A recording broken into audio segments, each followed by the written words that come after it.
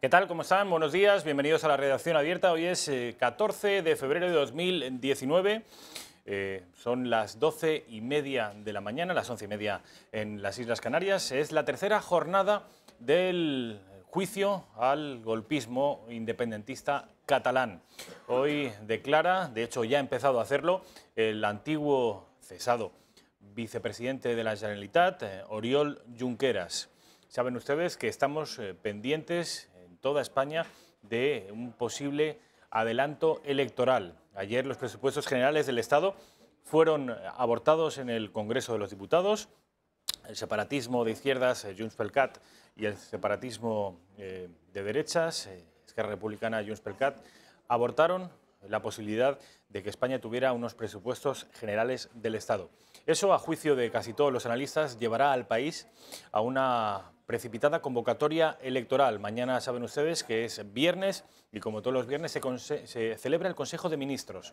Después de ese Consejo de Ministros, el presidente del Gobierno, Pedro Sánchez, tiene previsto ofrecer una rueda de prensa en la que es muy probable que el presidente convoque elecciones generales. Ya les digo, estos son todo conjeturas, elucubraciones, no hay nada oficial, pero sí se comenta, se rumorea en los pasillos, en los cenáculos del poder, aquí en la capital de España, que el país podría estar abocado a elecciones.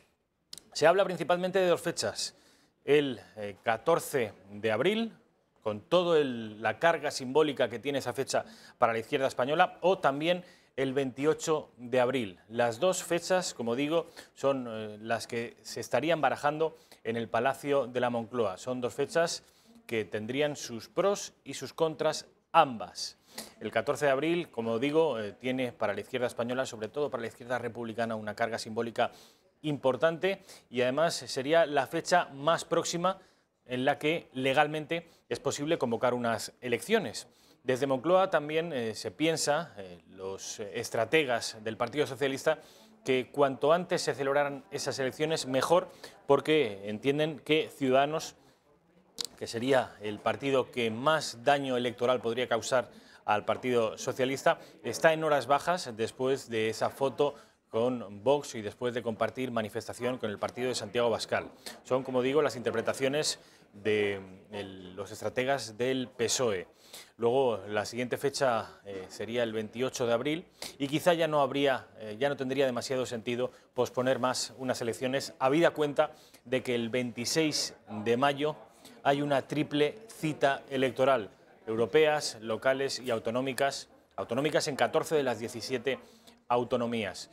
En fin, mañana, como digo, saldremos de dudas y veremos hasta qué punto las conjeturas que hoy circulan por la capital y por el resto del país están en lo cierto.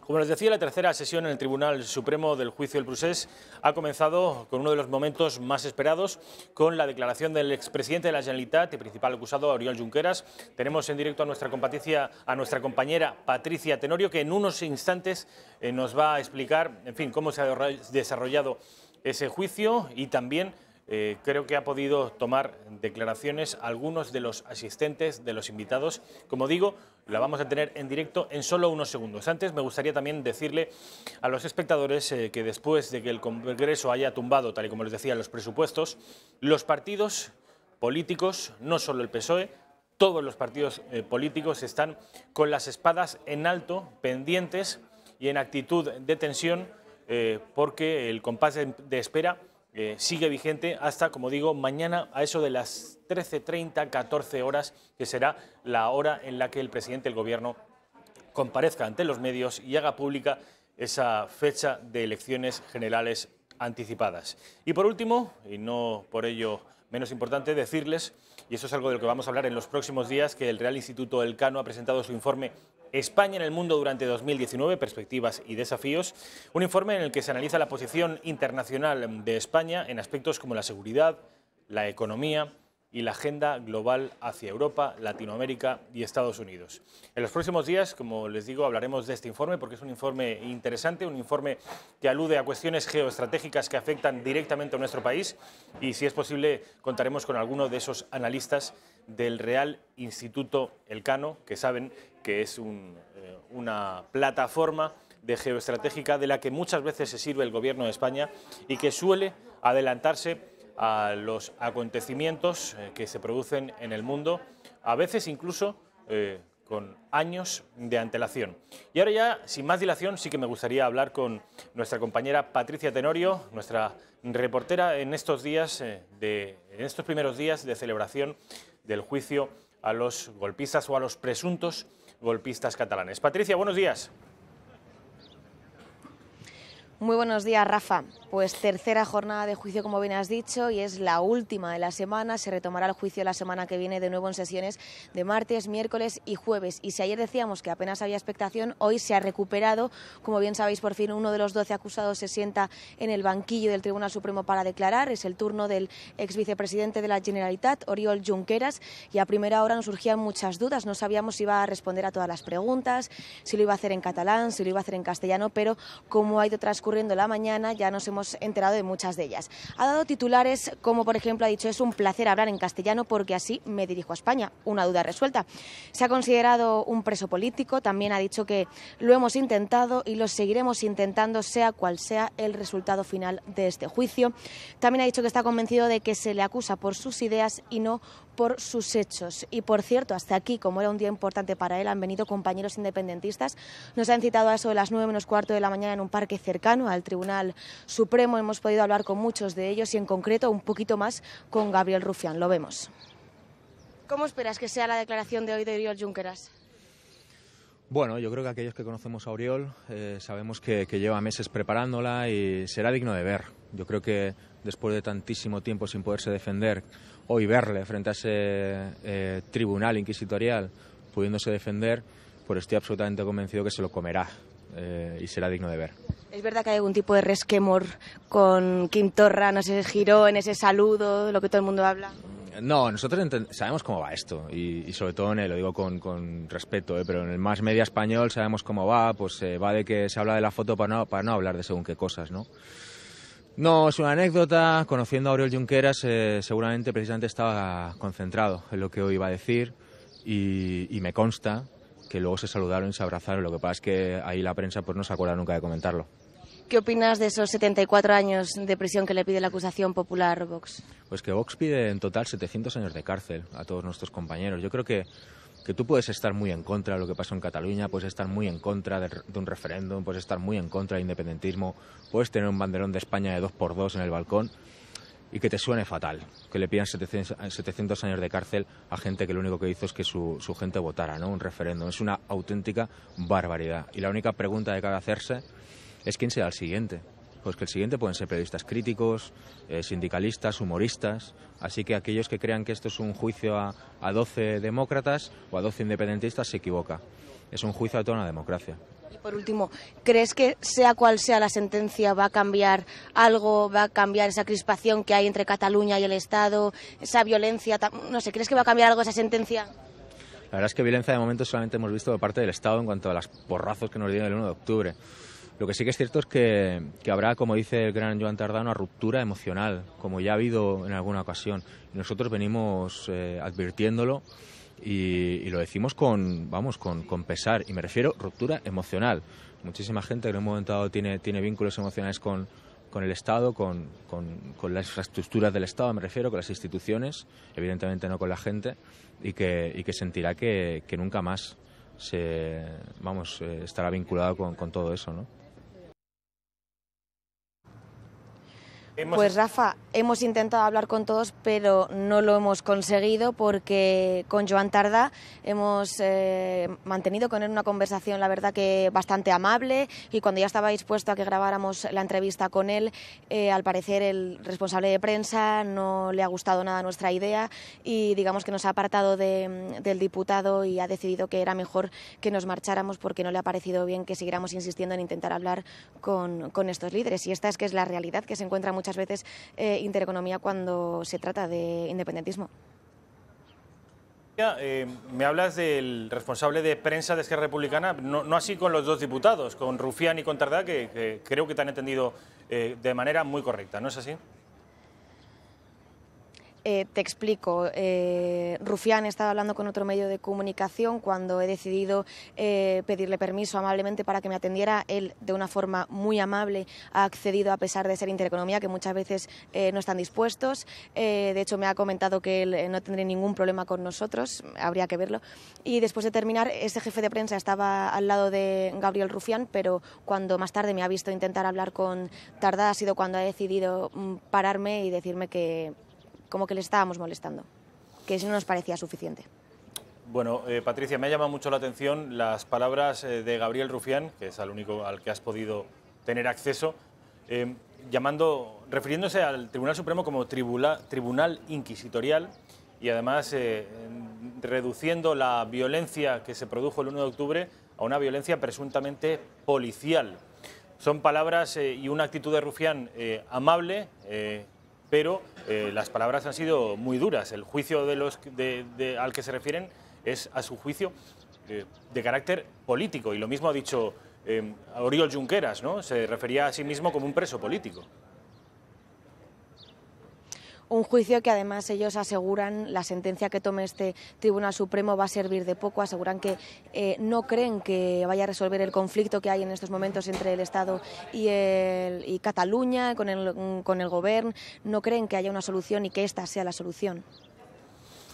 Bueno, pues Patricia Tenorio, enhorabuena, como siempre, por ese trabajo que has hecho, por esa entrevista que has conseguido a Gabriel Rufián, que sabemos de los prejuicios del mundo independentista con respecto a este canal de televisión y aún así has logrado un testimonio muy interesante. Estamos en contacto, Patricia, si hay cualquier novedad nos pides paso y hablaremos dentro de un ratito durante esta redacción abierta de la mañana. Mil gracias. Hasta ahora. Bueno, pues ya han escuchado, tanto Tardá como Rufián han estado presentes hoy en el Tribunal Supremo, en los alrededores del Tribunal Supremo, para dar apoyo, para dar calor a los independentistas que están ahora mismo siendo juzgados en el Tribunal Supremo. Hoy ha sido el debut de Oriol Junqueras en el Tribunal Supremo. Hoy Oriol Junqueras se ha referido a sí mismo como un preso político y a los jueces que en ese momento le juzgan como un juicio, como jueces también con ese carácter, ese sobrenombre, jueces políticos o jueces justicia politizada. Bueno, ya sin más dilación me gustaría que habláramos con un miembro de ese partido, que es uno de los partidos que han tenido la responsabilidad y seguramente se vean premiados por ello en las urnas, de haber llevado a los separatistas ante un juez. Estoy hablando de Vox y estoy hablando en este caso concreto de Mazali Aguilar. Mazali, ¿cómo estás? Muy buenos días. Muy buenos días. Un placer estar aquí con vosotros. Y muchas gracias por lo que acabas de comentar. Lo he dicho bien, ¿no? Lo has dicho perfectamente. Vox tiene una parte de culpa, de responsabilidad. Prefiero que hables de responsabilidad sí, y sobre todo de valentía y de coraje por haber hecho lo que en su momento debería haber hecho el Gobierno en el poder y lo que deberían haber hecho otros partidos con representación institucional parlamentaria y que miraron para otro lado o, en el peor de los casos, fueron bastante flojitos y bastante cobardes, sinceramente. Bueno, ¿qué te ha parecido las primeras jornadas del procés? Sobre todo hoy que ha hablado Oriol Junqueras, que se ha referido al tribunal como un tribunal político y a él como un preso político. Esto bueno, entraba dentro de lo previsto, entraba ¿no? dentro de lo previsto. Y permíteme que me retrotraiga ayer. He estado viendo las... a ver, yo no tengo Twitter, ya te lo digo yo, porque sabes que... Yo te animo a que lo tengas todos los días. Lo cierto y verdad es que... Pero sí me gusta leer los comentarios que hace la gente. Y a tenor de lo que sucedió ayer, cuando Pedro Fernández, nuestro vicesecretario jurídico, solicita del tribunal la retirada de los lacitos amarillos, y la respuesta que dio el tribunal al respecto, he leído cosas a favor y cosas en contra. Es decir, lógicamente los que están a favor de los golpistas nos dicen que nos han dado un zasca y los que están en contra, lógicamente, y están a nuestro favor, piensan que efectivamente hemos hecho lo que teníamos que hacer. Y así es. Es decir, yo creo que la acusación popular ha hecho lo que tenía que hacer y es pedirle al tribunal que desaparecieran esos lazos porque eso no era más que una representación política de algo que dentro dentro de la sala no debería ser.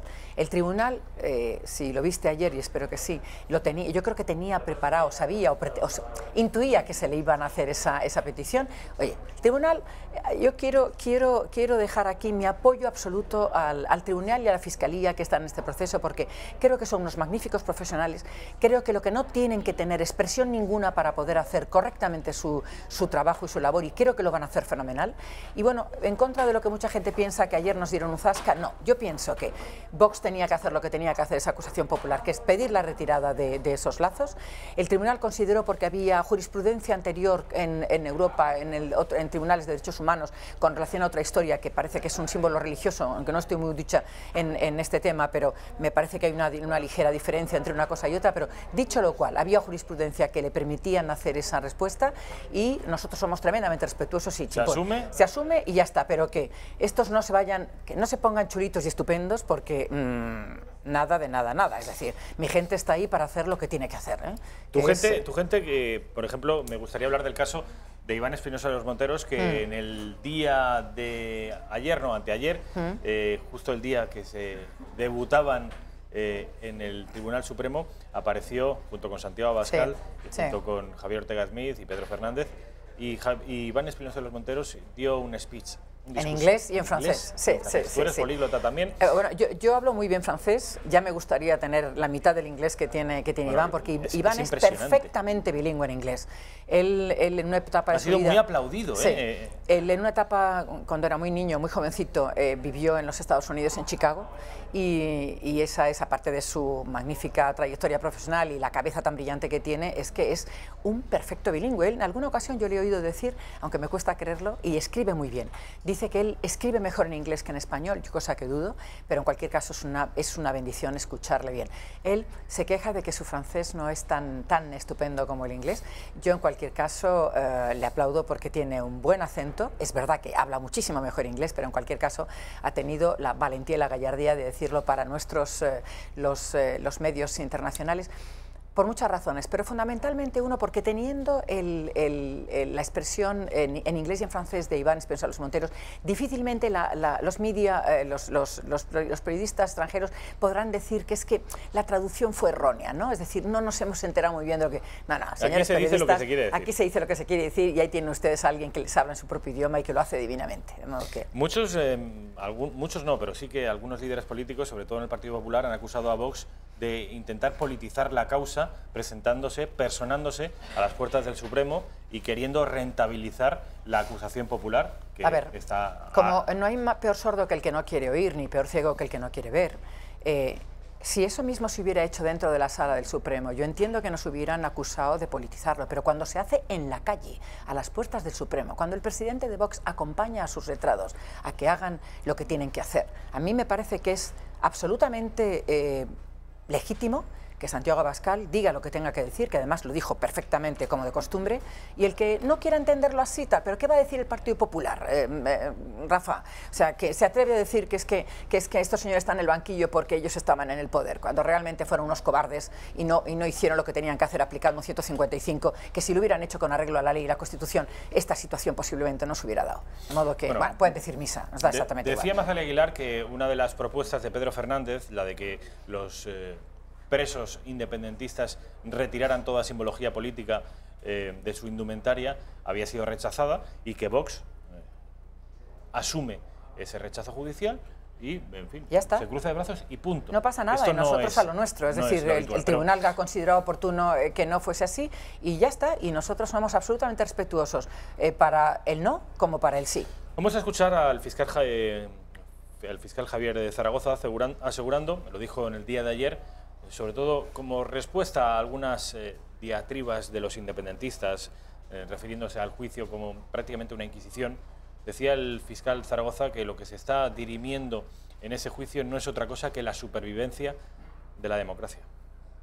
Este es un juicio en defensa de la democracia española. Es un juicio en defensa del orden constitucional que consagró la Constitución española de 1978, que, por cierto, en Cataluña obtuvo el respaldo del 62% del censo electoral. La misma cifra que rechazó participar o que rechazó ese referéndum impuesto por una minoría.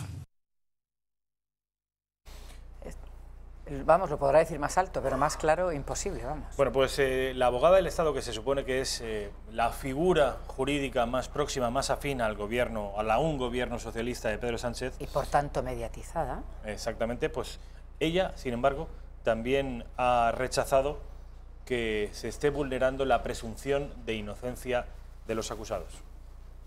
Que la intervención de la señora Irene Lozano en ningún caso pretendía trasladar o proyectar ningún prejuicio, sino todo lo contrario, sino precisamente señalar la inminencia de la celebración de un juicio que en funcionamiento ordinario del sistema judicial español se iban a enjuiciar unos hechos que habían sido calificados como delitos y por tanto objeto de acusación.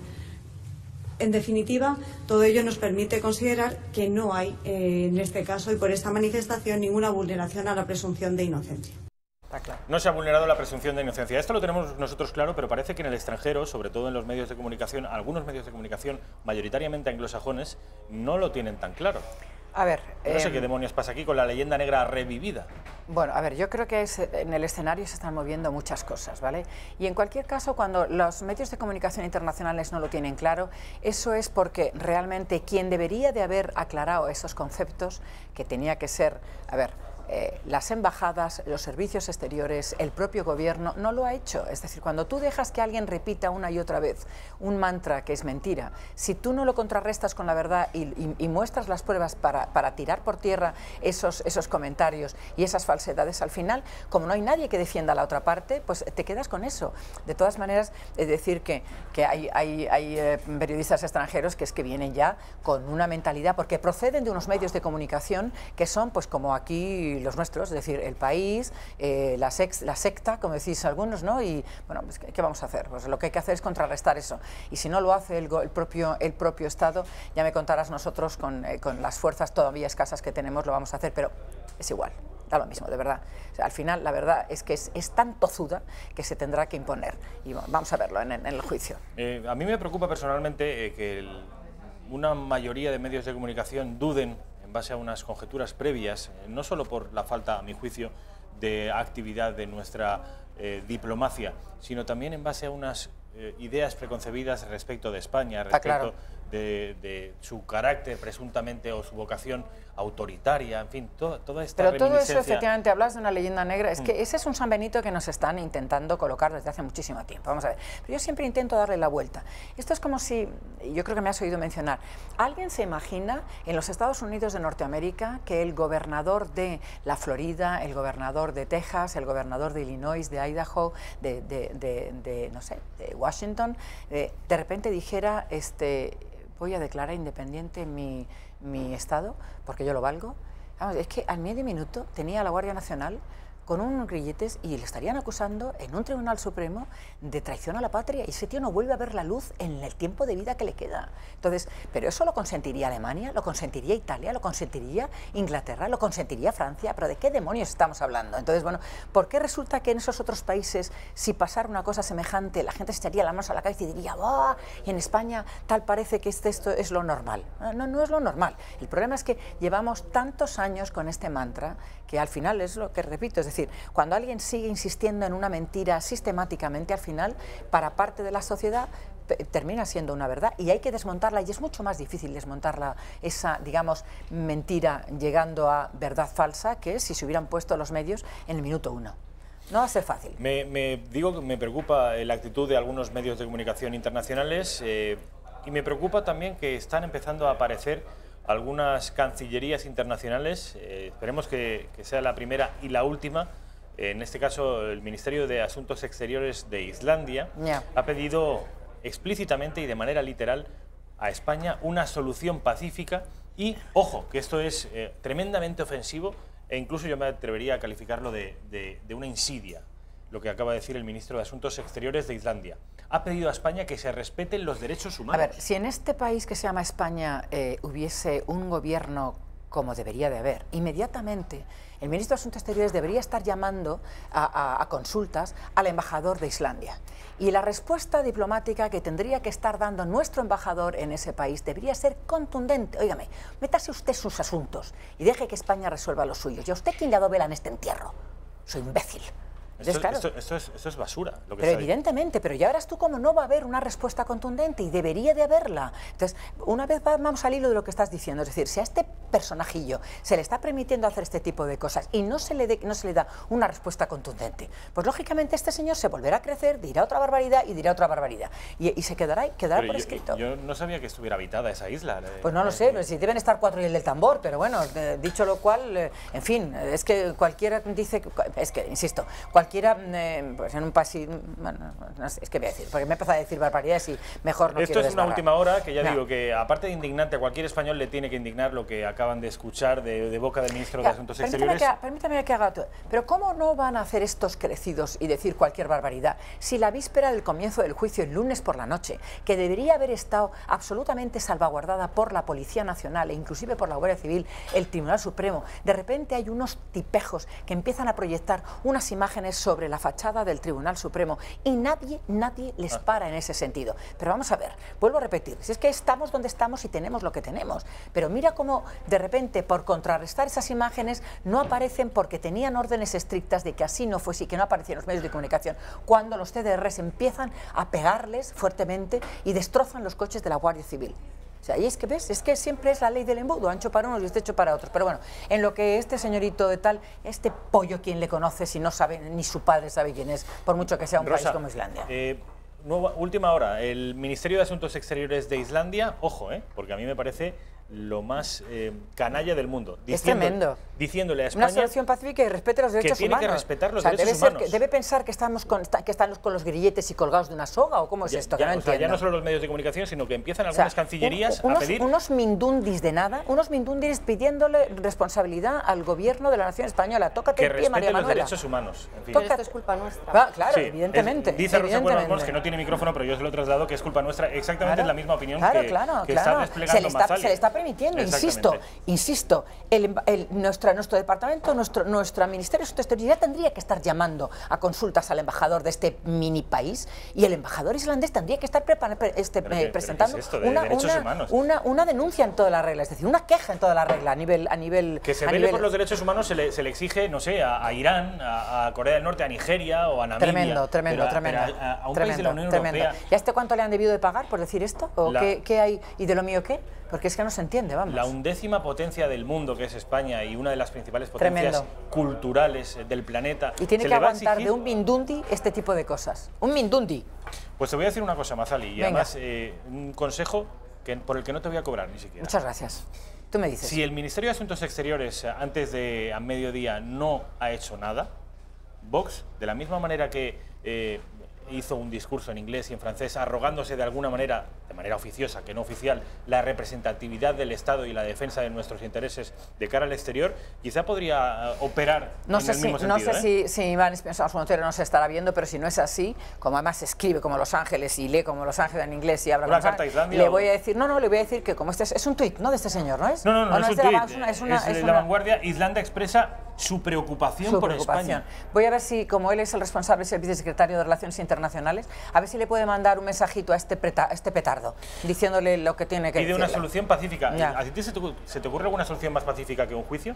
Que un juicio con todas las garantías, claro, pero vuelvo a repetir, ¿qué es lo que hacen en su país cuando nos están pidiendo una garantía? No sé, habría que preguntarle, a ver si es que allí, no sé, les dan de bofetadas a la gente y por eso pide una solución así. En fin, es indignante. No sé. Yo ante estas cosas me enervo, lo tengo que reconocer. Soy periodista, pero a mí se me enciende la sangre y sí, por eso. Puedo... Y luego me hablas tú de lo del Twitter. Bueno, déjate. Bueno, si hubieran elecciones hoy, sabes perfectamente que esto del juicio coincide en el tiempo con el fracaso de los presupuestos generales del Estado, que ese fracaso va a tener consecuencias. En el día de mañana, después del Consejo de Ministros, Pedro Sánchez va a salir a ofrecer una rueda de prensa y va a convocar... ¿No va a amagar una segunda vez, de la misma manera que dijo el otro día del 14 de abril? Yo creo. ¿Tú crees que esta vez va de verdad? Además, me comprometí con los espectadores de la redacción abierta. ¿Pincho de tortilla y caña? No te quepa la menor duda que mañana sabremos la fecha electoral. Yo te creo. 14 de abril o, más probablemente, 28 de abril. Si esto fuera así, si mañana tenemos la certidumbre de que vamos a elecciones el 28 de abril, todo el mundo habla de que Vox va a ser uno de los principales beneficiados porque vive momentos, días de vino y rosas. Pero no por los momentos de vino y rosas, sino por el inmenso trabajo que se ha hecho desde este partido desde hace 5 años, que al final, siempre digo lo mismo, Rafa, el pueblo español es un pueblo extraordinario. Tiene mucha paciencia, más de la que debería de tener. Pero al final, aunque le cueste arrancar, al final está ahí y no le van a engañar más y está harto y sabe perfectamente lo que tendrá que votar, con lo cual esperemos sinceramente que el pueblo español haga lo que tenga que hacer y que acepte y nos demuestre que está de acuerdo con el magnífico trabajo que se ha hecho desde, tú lo sabes, desde hace 5 años y que está culminando, y así lo veo yo, culminando en estos momentos con este gran proceso que va a ser el proceso posiblemente del siglo. Un trabajo silencioso que sí. Hoy tiene éxito, pero que hasta hace muy poquito tiempo no tuvo éxito, no tuvo las consecuencias mediáticas que está teniendo hoy Vox y que sin embargo mucha gente siguió trabajando y creyendo en ese proyecto. Vamos a ver una encuesta de Celeste Tel para el diario.es, el diario de Ignacio Escolar, una encuesta según la cual de ir hoy a elecciones los españoles votarían esto. Bueno. ¿Ganaría el Partido Socialista? Repite quién es el propietario de... Claro, esto es muy importante decir. Claro. El diario.es, Ignacio Escolar, que es un periódico de izquierda radical, prevé estos resultados casi, en fin, de haber elecciones, de celebrarse hoy esas elecciones generales. Partido Popular y Partido Socialista en un empate técnico en la primera plaza. Ciudadanos sobrepasa, por mejor decirlo en español, a Podemos y se planta en casi un 20% de los votos. Podemos se desploma, pasa de 70 diputados, 71 a 49 en el mejor de los casos. Y, ojo, la irrupción de Vox, 8,9% de voto, unos 20 diputados. ¿Cómo se te queda esta previsión, la de Vox sobre todo? Porque a mí se me antoja un poco corta, sí, ¿no? Yo le agradezco a este señor que viniendo de donde viene y siendo quien es, ya no le haya quedado más narices que tenernos que sacar ahí, porque es que es tan evidente. Ahora, no le ha gustado tener que sacaros, ¿eh? Ya le viene, yo me lo creo, vamos, pero como no ha tenido la mayor, no ha podido dejar de sacarlo ahí, yo esto lo pongo entre comillas, porque si no ha tenido más remedio que decir que vamos a sacar entre 17 y 20 diputados, señores, que nos están ustedes viendo y oyendo, yo les aseguro que si este señor no ha tenido más remedio que poner ese porcentaje, yo diría que vamos a tener un porcentaje un poquito mayor que el que aparece en esos datos de este señor, ¿eh? Así que... Si te fijas, el Partido Socialista y Podemos no suman la mayoría suficiente como para gobernar. Está claro. Sin embargo, PP, Ciudadanos y Vox parece que sí obtendrían... Bueno, se repetiría lo que ha sucedido en Andalucía y nosotros teníamos un objetivo, como bien dice Javier Ortega, que es sacar a la PSOE de aquí. Bueno, pues si ese es el objetivo de sacar a la PSOE de sus manos sucias de nuestra nación para poderla poner donde se merece, pues oye, nosotros estaremos encantados de poder hacer lo que nuestro objetivo, que no es más que España a los españoles, de modo que encantados de la vida de poder servir de bisagra para poder hacer lo que hay que hacer. Vamos a escuchar a la acusación popular, a uno de los dos portavoces de la acusación popular. Saben ustedes que está Javier Ortega Smith Molina. Ese Smith Molina, compañeros de la prensa, que le llaman Javier Ortega Smith, no, es Javier Ortega o Javier Ortega Smith Molina, que es es un apellido compuesto, pasa que es verdad que es más fácil poner solamente no, la primera parte. Ya lo han bautizado como Javier Ortega Smith y se quedará como Javier Ortega Smith. Bueno, pues su compañero, que es Pedro Fernández. Pedro Fernández, que es un abogado no peor que Javier Ortega, dijo ayer lo siguiente con respecto a la libertad de expresión, que parece que debería ser infinita. Oiga, pues no, mira. Con respecto a Su Majestad el Rey, hay que recordar que el artículo 56.3 de la Constitución española establece, como es sabido, la inviolabilidad y que la persona del rey no está sujeta a responsabilidad alguna. Por tanto, esa situación es incompatible con ser testigo en un procedimiento, en este caso penal. Que la libertad de expresión está sometida en una sociedad democrática a los límites que imponen la seguridad nacional, la integridad territorial o la seguridad pública y la defensa del orden. Que todo intento encaminado a quebrantar total o parcialmente la unidad nacional y la integridad territorial, otra vez la integridad territorial de un país, es incompatible con los propósitos y principios de la Carta de las Naciones Unidas. Oh, insisto, lo podrá decir un poquito más alto, y eso que tenía la garganta hecha polvo, porque le ha fallado la voz, pero lo dice clarísimo. Es más claro, desde luego, el agua. Imposible. Va a ser imposible. un poco difícil. Vamos a ver el directo del Procés, porque parece que está hablando el abogado del presidente, el ex vicepresidente de la Generalitat, Oriol Junqueras. Ni es delito hacer un referéndum, ni es delito votar en un referéndum, porque lo dice el Código Penal, porque lo dijo el legislador, que dijo que no merecía reproche penal. Ni es delito promover, trabajar, defender la independencia de Cataluña. No es delito. Defenderla pacíficamente no es delito. Y, por lo tanto, desde el convencimiento de que no es delito, hemos actuado. Y es un convencimiento que mantengo. No solo no es que no puede ser un delito. ¿Cómo va a ser un delito trabajar pacíficamente por una opción política? Y si ustedes me lo permiten, el hecho de que haya dirigentes políticos que en este momento pidan incluir en el Código Penal estas actitudes como delito, demuestra que no es un delito, porque si no, no tendrían la necesidad de pedir que se incluyan en forma de delito. Por lo tanto, desde el más absoluto convencimiento de que ni lo es, ni lo era, ni lo puede ser, ni lo debe ser. Yo he terminado, más allá de que quiera hacer alguna consideración.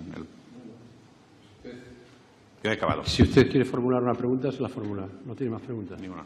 ¿Alguna de las defensas quiere interrogar al señor Junqueras? ¿Qué quería la Acción Popular, por favor?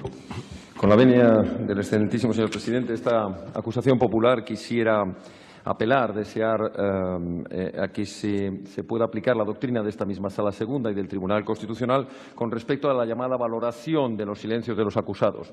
De tal manera solicitamos que se nos permita dejar constancia oral de las diferentes preguntas que deseen hacer las acusaciones, sin perjuicio del legítimo derecho de las defensas y, por tanto, de los acusados de guardar silencio. Y esto lo hacemos conforme a la sentencia de esta misma Sala Segunda 1443-2000, que recoge la jurisprudencia que bien conoce la Sala de las sentencias 297 de 29 de noviembre y 470 de 1999 de 29 de marzo, así como las sentencias del Tribunal Constitucional 26-2010 y 202-2000, que se resumirían en la fundamentación jurídica de esa primera sentencia que he citado, la 1443. Sí, la Sala conoce la jurisprudencia que emana de esta propia Sala. ¿Y qué es lo que pretende? Esto es. Y por ello, señorías, solicitamos que se nos permita, a las acusaciones que así lo deseen, al menos esta acusación popular sí lo desea, formular aquellas preguntas a los acusados, insisto, sin perjuicio de su legítimo derecho de defensa a no contestar alguna o a todas las preguntas que se formulen, para que tengan la oportunidad los acusados de aclarar aquellas cuestiones sobre las que recae, conforme a esa jurisprudencia, una abundante prueba que podría ser explicada o aclarada por los acusados. Muchísimas gracias. Gracias. Mire, vamos a ver. La Sala, después de expresar el señor Junqueras que no quiere contestar a las preguntas que le formule la acusación, no puede ni siquiera prestarse a una escena en la que usted formula preguntas y él dice la contesto, no la contesto. Ha expresado su derecho, por las razones que considere convenientes, de no contestarle, y ese derecho tenemos entre todos que aceptarlo y respetarlo. En cuanto a la posibilidad de hacer una mera formulación sin respuestas o incluso una aportación por escrito, lo que no podemos hacer también es utilizar la doctrina Murray en el sentido de que todo aquello a lo que no se contesta es una ficta confessio. Estamos en el proceso penal y, en consecuencia, ni la aportación de esas preguntas ni, en definitiva, los silencios a sus preguntas pueden ser interpretados en contra ni del señor Junqueras ni de ningún otro procesado. Si usted quiere luego en el informe, haga las conclusiones que considere oportunas en relación con lo que usted puede interpretar como un silencio. Pero insisto en que somos absolutamente respetuosos con su afirmación de que no quiere contestar a las preguntas de ninguna acusación. ¿Puede usted abandonar? Dígame. Por supuesto.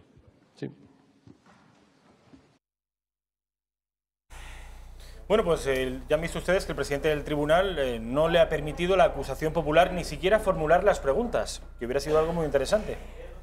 Hombre, los acusados están en su perfecto derecho de no contestar, pero a mí me parece que de la misma manera que los acusados están en su perfecto derecho de no contestar, yo creo que la acusación popular está en su perfecto derecho de poder hacer esas preguntas. Usted no me quiere contestar, no me conteste, pero yo necesito y sobre todo tengo la obligación y el derecho de hacer las preguntas.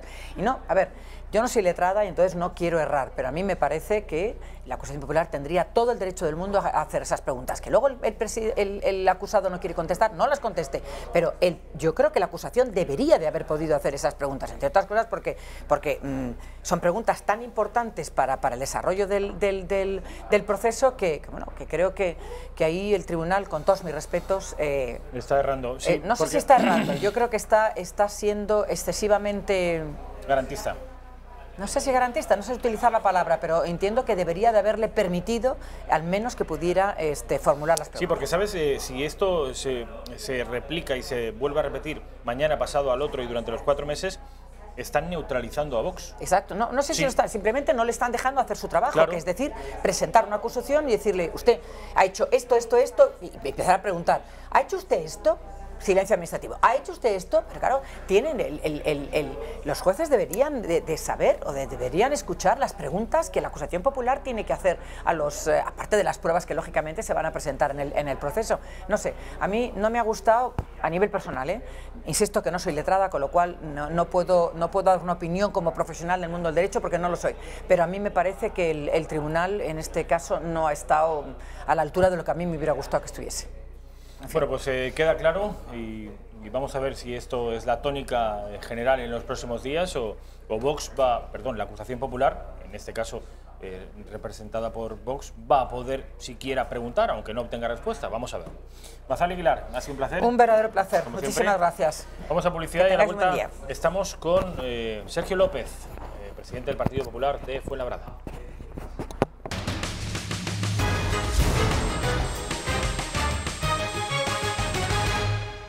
¿Qué tal? Ya estamos de vuelta en la redacción abierta, son las 13:13, las 12:13. Estamos en presencia del presidente del Partido Popular de Fuenlabrada, Madrid, Sergio López. ¿Cómo estás, Sergio? ¿Qué tal, Rafa? Un placer. Bueno, vamos a hablar del procés, vamos a hablar del fracaso en los presupuestos generales del Estado, vamos a hablar de las muy posibles elecciones generales 14 o 28 de abril, pero antes me gustaría que habláramos de las elecciones que se van a celebrar el día 26 de mayo. Es así con seguridad, tenemos la certidumbre de que esto va a ser así. Europeas, autonómicas y locales. Y dentro de las locales hay un pueblecito que se llama Fuenlabrada, que está en Madrid. Y me gustaría que me dijeras, ya que algo te conoces la zona, cómo está el panorama allí. Porque es un lugar muy poco, donde el Partido Popular, el centro y la derecha, no ha tenido demasiado predicamento en los últimos años. Esto puede cambiar, me decías antes de entrar. Bueno, un pueblecito de 200.000 habitantes. Es la tercera ciudad más importante de Madrid, Fuenlabrada, con un presupuesto que ronda los 180 millones de euros. Y es una ciudad, como bien dices, que siempre ha estado gobernada por el Partido Socialista, véase el modelo andaluz. Y digo véase el modelo andaluz porque además es el modelo que ellos han importado a Fuenlabrada. Red clientelar, impuestos altísimos, una burocracia elevadísima. Eso genera, ese resultado, esas políticas de la izquierda ha generado una de las mayores tasas de paro de toda la Comunidad de Madrid, una de las rentas per cápita más bajas de la Comunidad de Madrid. Y el Partido Popular nunca ha gobernado, es cierto, pero valga como detalle que en las últimas elecciones generales, por primera vez en la historia, el Partido Popular fue la primera fuerza política en Fuenlabrada en las últimas elecciones de junio del 16, si no me falla la memoria, y ese revulsivo, junto con el revulsivo de nuestro presidente nacional actual, de Pablo, de los dos candidatos, que también hasta el candidato del Ayuntamiento de Madrid tiene cierta influencia en estos municipios, y por supuesto nuestra candidata Isabel Díaz Ayuso, junto, por qué no decirlo, con el trabajo, por supuesto, que hemos hecho todo el equipo del Partido Popular, que aprovecho otra vez para agradecérselo, porque la gente del PP de Fuenlabrada trabaja gratis. O sea, liberados, es decir, con dedicación exclusiva estamos solamente 3 personas. El resto de las 35 personas que colaboran conmigo en el comité ejecutivo lo hacen porque creen en un proyecto y porque creen que se puede cambiar Fuenlabrada. Y yo, como veis, cada vez que puedo aprovecho para agradecérselo. Ese trabajo del conocimiento de la ciudad, de ver lo que pasa y de plantear además una alternativa de gobierno real. Yo creo que en mayo de este año mi tercer apellido será Moreno Bonilla. Sí, porque tú juegas mucho con ese ejemplo. Dices que en esa comparación Andalucía, valgan las distancias, por supuesto, todas las del mundo, Andalucía, Fuenlabrada, ¿crees que el centro y la derecha puede hacerse con el poder siguiendo el mismo modelo? Sí, no, habría que ver Ciudadanos, porque sabes que dan muchos problemas. Bueno, habrá que ver Ciudadanos, pero mira, Fuenlabrada tiene la misma casuística que tenía Andalucía, y es que si el bloque que el Partido Popular va a encabezar, que es ese bloque del centro-derecha, le dan los números, yo ya digo hoy aquí que ese pacto tiene que llegar sí o sí, porque es el pacto obligado, es el cambio que la sociedad en Fuenlabrada nos va a pedir, como se ha pedido en Andalucía, y le han pedido a Juanma Moreno que encabezara ese pacto, que pusiera de acuerdo a los dos hermanos pequeños que se pegaban entre ellos, y nosotros los hemos puesto de acuerdo, y eso es lo que nosotros plantearemos en un momento dado en Fuenlabrada. Y lo pongo mucho de ejemplo porque es que el modelo es el mismo. Ten en cuenta que Fuenlabrada tiene empresas paralelas que cuestan millones de euros en sueldos públicos que se paga desde el dinero público. Que Fuenlabrada tiene, por ejemplo, el numerito del coche al máximo de lo que permite la ley, cuando en municipios como Pozuelo o Boadilla, que tiene el triple de renta per cápita, lo tienen al mínimo de lo que la ley permite. Claro, mantener esa red clientelar se mantiene a base de asfixiar vía impuestos a todos nuestros vecinos y también a nuestros empresarios. Fijaros, una de las cosas buenas que hizo hace ya años el Partido Socialista en Fuenlabrada es que en el planeamiento urbanístico de la ciudad rodeó Fuenlabrada de polígonos industriales para generar industria y generar al final puestos de trabajo. 40 polígonos industriales, ni más ni menos, tenemos en Fuenlabrada. Uno de ellos además ha sido durante muchos años uno de los polígonos más grandes de Europa, que es el famoso polígono Cobo Calleja, mal denominado el polígono de los chinos, pero que también hay muchas empresas españolas, y bienvenidas las de los chinos, que vienen también a producir, lógicamente. Pero os decía esto porque en ese planeamiento se acertó. Donde no se ha acertado ha sido en asfixiar a estas empresas, en la burocracia absurda para, bueno, de alguna manera justificar la macroadministración que tenemos en el ayuntamiento, y todo esto al final genera desafección del empresario.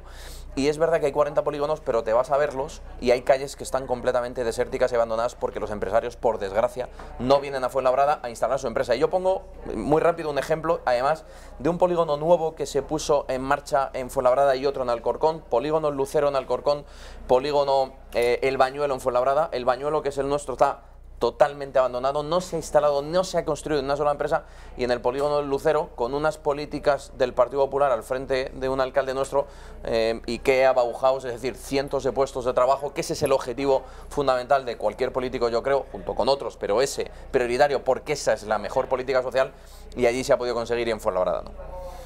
Bueno, esto con respecto a la política local, la que afecta al pueblecito de 200.000 habitantes, que es Fuenlabrada, que es esos 200.000 habitantes, por ejemplo, en la provincia de Alicante, que es mi provincia, solo hay una ciudad que tenga un tamaño mayor, que es la capital, que es Alicante, que tiene 300.000, pero el resto son más pequeños que ese pueblecito. De manera que se podrán ustedes hacer a la idea en Madrid el peso demográfico de la capital y de todas las localidades de alrededor. Por eso Madrid se ha convertido, además se ha producido muy recientemente, desde el año pasado, en la principal potencia económica del país, por encima incluso de Cataluña, que tiene 1 millón de habitantes más. El empuje de la capital y de todas las ciudades de alrededor es un ejemplo de, y esto tiene mucho que ver con vuestro partido, pues eso, de gestión, de libertad económica, y esto es algo a lo que estáis haciendo hincapié mucho en los últimos meses, de patriotismo, porque en estas elecciones también se votan en clave patriótica y nacional, ¿eh? Bueno, pero es que el Partido Popular no es nada nuevo, o sea, nosotros siempre, y además el ejemplo de Madrid, o sea, el PP tiene un carácter singular, sobre todo en Madrid, y yo lo he dicho siempre. ¿Por qué? Hemos sido el partido que ha defendido siempre, sin ningún complejo, la libertad, que hemos bajado impuestos, que hemos eliminado burocracia, que hemos intentado atraer empresas con todas estas recetas dentro de la guisao, que son las decisiones políticas, y hemos defendido siempre la unidad de España. Nos hemos sentido siempre orgullosos de todas las tradiciones. Vemos otros partidos que llegan ahora casi que a descubrir que existe la caza, la pesca o los toros. Ahora, es que nosotros en Madrid, dentro de las competencias que hay autonómicas, hemos legislado en favor de todas estas tradiciones para salvaguardarlas y protegerlas de las amenazas de algunos que venían por la izquierda intentando decir que los toreros eran unos asesinos y que la caza era desproporcionado. Y nosotros en Madrid, insisto, ya hace mucho tiempo, todas estas cuestiones están protegidas, salvaguardadas y además fomentadas desde el Gobierno regional de Madrid y desde el Partido Popular de Madrid. Y es algo que nuestra candidata lo viene diciendo desde el minuto 1 que es candidata, que va a salvaguardar las políticas que han hecho crecer a la Comunidad de Madrid, que son las que yo quiero poner en marcha también en Fuenlabrada, para que Fuenlabrada sea la capital del sur de verdad y no a la cola como está ahora, y las políticas del Partido Popular son las que siempre han funcionado. Y Madrid, como bien decías, es el mejor ejemplo, y además un ejemplo de patriotismo, porque yo creo que no hay nada más patriota que al final cumplir con el déficit, cumplir con los procedimientos económicos para que la comunidad que tú gobiernas no sea un lastre para España, sino la locomotora. Y eso es lo que ha hecho el Partido Popular en Madrid. Están viendo ustedes imágenes del juicio. Estaba hablando Joaquín Forn, ha hablado antes Oriol Junqueras. Joaquín Forn fue el conseller de Interior, el responsable de Interior durante aquellos días aciagos para España. Sabes, Sergio, que se está produciendo desde hace 3 días, desde hace 72 horas el juicio, que tenemos juicio para rato, que va a demorarse al menos durante 3 meses. Quiero que sepas, y esto estoy seguro que ya sabes, que hay desgraciadamente mucha prensa internacional que está comprándole el relato a los separatistas, y esto es preocupante relativamente. Empieza a ser preocupante cuando algunas cancillerías internacionales empiezan también a decir cosas como esta. Esto es La Vanguardia hace unos minutos, y dice: el ministro de Exteriores islandés pide una solución pacífica al conflicto catalán, y ojo, lo mismo que reclamaría seguramente a Namibia o a Nigeria. Le pide a España que se respeten los derechos humanos. Bueno, al final, ¿a ti qué te parece esta canallada? A mí me parece una barbaridad que yo espero que cuanto antes se desautorice por parte del gobierno de Islandia, pero sobre todo una cosa que yo creo que es importante. En nuestro entorno europeo, principales países como Alemania, Francia, Italia, socios potenciales de España, tienen muy claro lo que ha pasado aquí. Y tienen muy claro porque entre todos, y yo hablo en primera persona, el Partido Popular se encargó desde el gobierno a través de la diplomacia de explicarlo, y nuestro presidente actual ha ido a Europa ya en varias ocasiones para explicar realmente qué es lo que pasó en Cataluña y qué es lo que está pasando en Cataluña. Y no está pasando simple y llanamente, por resumirlo, es que ha habido unos señores que por unas ansias, voy a decir ideológicas, que ni tan siquiera eso, se han saltado la ley. Y evidentemente aquí el que se salta la ley se tiene que sentar en un banquillo, y por eso están sentados. Una cosa importante además que a mí me gustaría reseñar es que están sentados en el Supremo y no en el TSJ catalán, gracias a que el Partido Popular, al que se le acusa de no haber hecho nada de manera totalmente injustificada y además injusta, presentó en su momento aquel estatuto que Zapatero dijo se aprobará sí o sí, si no es por la puerta delantera, es por la puerta trasera. Nosotros presentamos un recurso al Constitucional para evitar que este juicio se estuviera celebrando en el TSJ, o sea, si estuviera celebrando en el TSJ y sí celebrándose en el Supremo, como todos sabrán, con unas garantías procesales que hoy sí tenemos, y que si se hubieran celebrado allí probablemente o no tendríamos o tendríamos muchas menos. Esto es importante porque es cierto que hay partidos, estoy hablando del caso de Vox, que con toda la legitimidad y toda la justicia se arrogan un cierto protagonismo en este juicio, en tanto que representan la acusación popular, pero es también igualmente justo reconocer que es gracias a un movimiento político del Partido Popular que hoy este juicio se está celebrando aquí, a 10 minutos en coche. Es que esto lo puede estar haciendo Vox porque está en el Supremo. Si no, no lo podría estar haciendo. Y yo le aplaudo. O sea, cualquier iniciativa para poner pie en pared a estos golfos, porque son lo que son unos golfos que han intentado destrozar España, es bienvenida.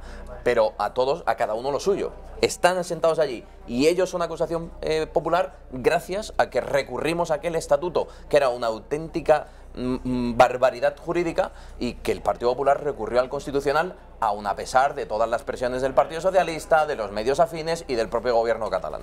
Quiero que veas una encuesta que se salió publicada ayer de la empresa demoscópica Celeste Tel para el diario.es, el diario de Ignacio Escolar, que no pone muy mal al PP, de hecho lo sitúa en primera posición con un empate técnico con el PSOE. 23,7% el PSOE, 23,1%, solo un 0,6% de diferencia el PP. Esto es un empate técnico a juicio de cualquier sociólogo. Luego Ciudadanos, que habría sobrepasado a Podemos, y Vox con un casi 9%. El PP en condiciones de volver a gobernar España. Bueno, yo estoy convencido de que Pablo Casado a un corto plazo será el próximo presidente del gobierno de España, y eso será una muy buena noticia para los españoles. Dicho esto, yo siempre que tengo oportunidad de comentar cualquier encuesta, siempre digo lo mismo, la encuesta es la foto fija de ese día y de ese momento, pero no deja de alguna manera de mandarnos mensajes o de mandarnos de alguna manera un reflejo de por dónde vamos. Y por dónde vamos es que el Partido Popular se consolida con bastante distancia como la primera fuerza política del centro derecha, que el Partido Socialista sobrevive gracias a la caída estrepitosa de Podemos, pero no por méritos propios ni mucho menos.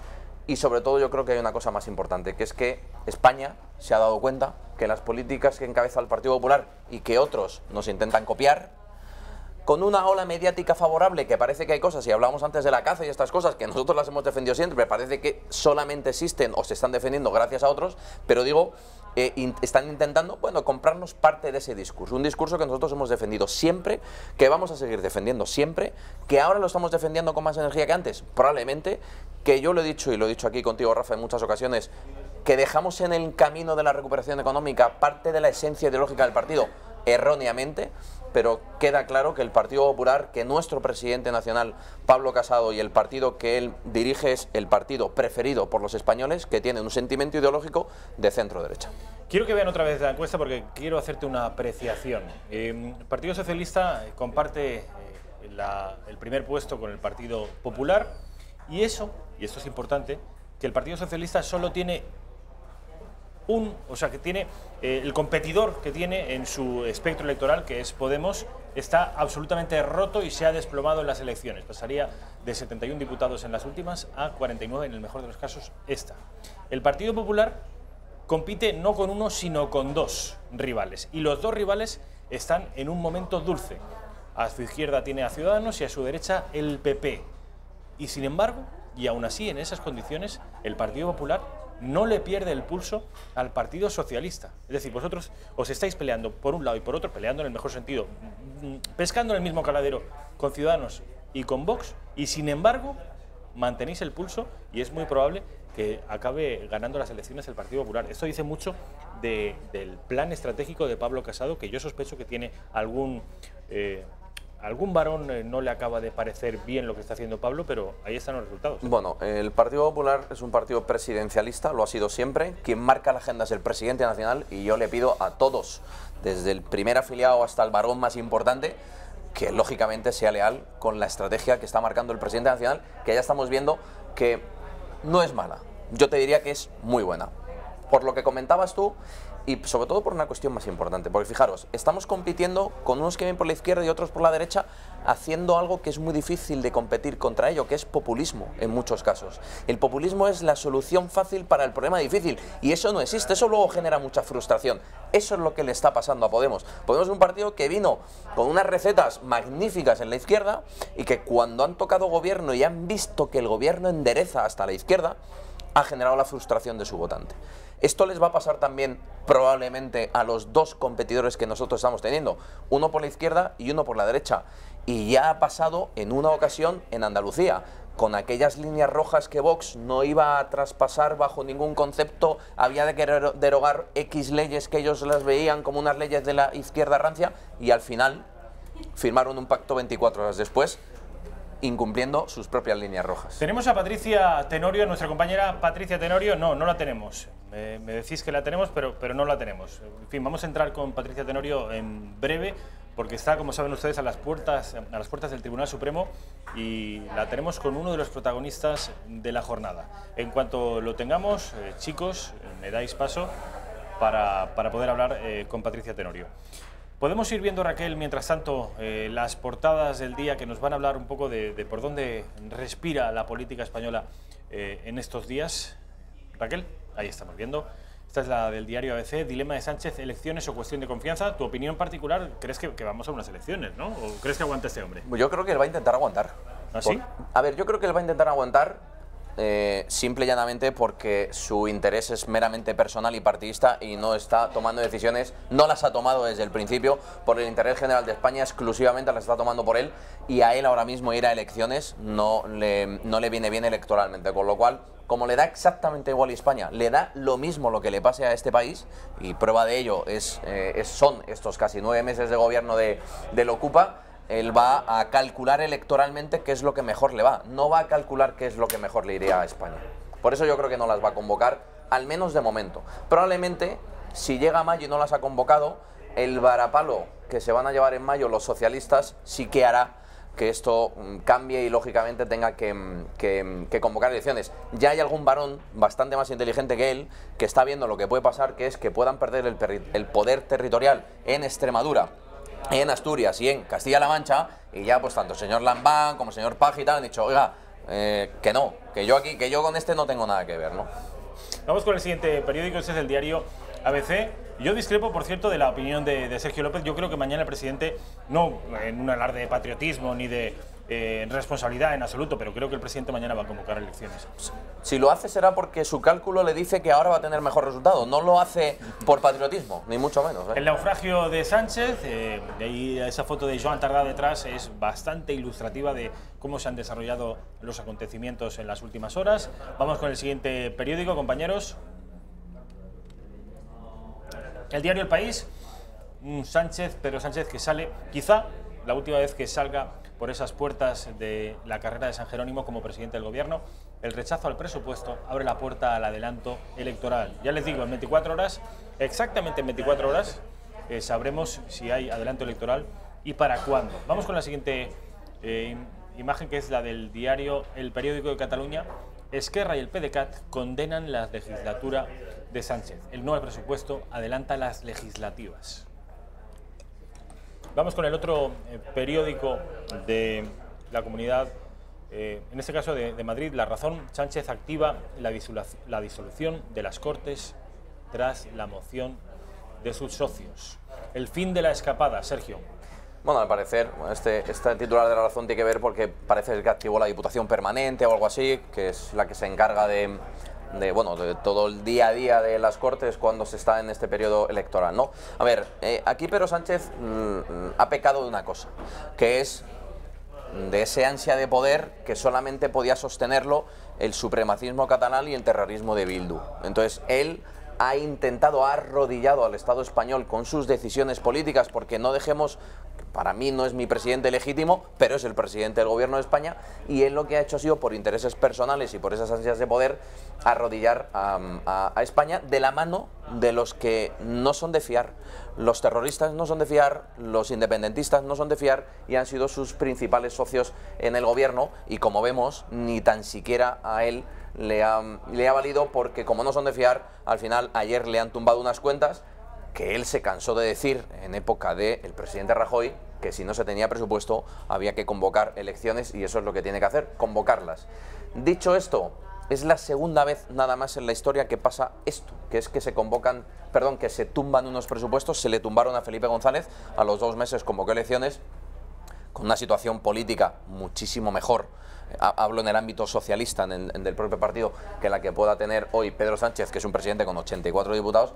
Yo insisto, si mañana convoca elecciones será una buena noticia para España, porque eso abrirá la puerta a que Pablo Casado sea el próximo presidente del gobierno de España, pero yo tengo todavía, cierta reticencia a que mañana va a hacer eso así.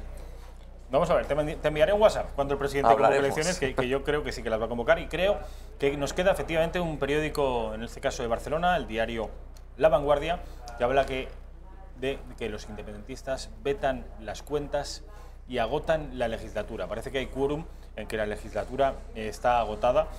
Me decía el otro día tu compañero Borja Gutiérrez, salvando las distancias enormes que hay entre unos presupuestos locales, en el caso del Ayuntamiento de Brunete, y unos presupuestos del Estado, que funcionar sin presupuestos o con los presupuestos prorrogados puede perjudicar mucho a la economía de un país, en el sentido de que se acaban las inversiones en infraestructuras, ya no hay movimiento ni dinero público en inversiones, y el país podría sufrir mucho.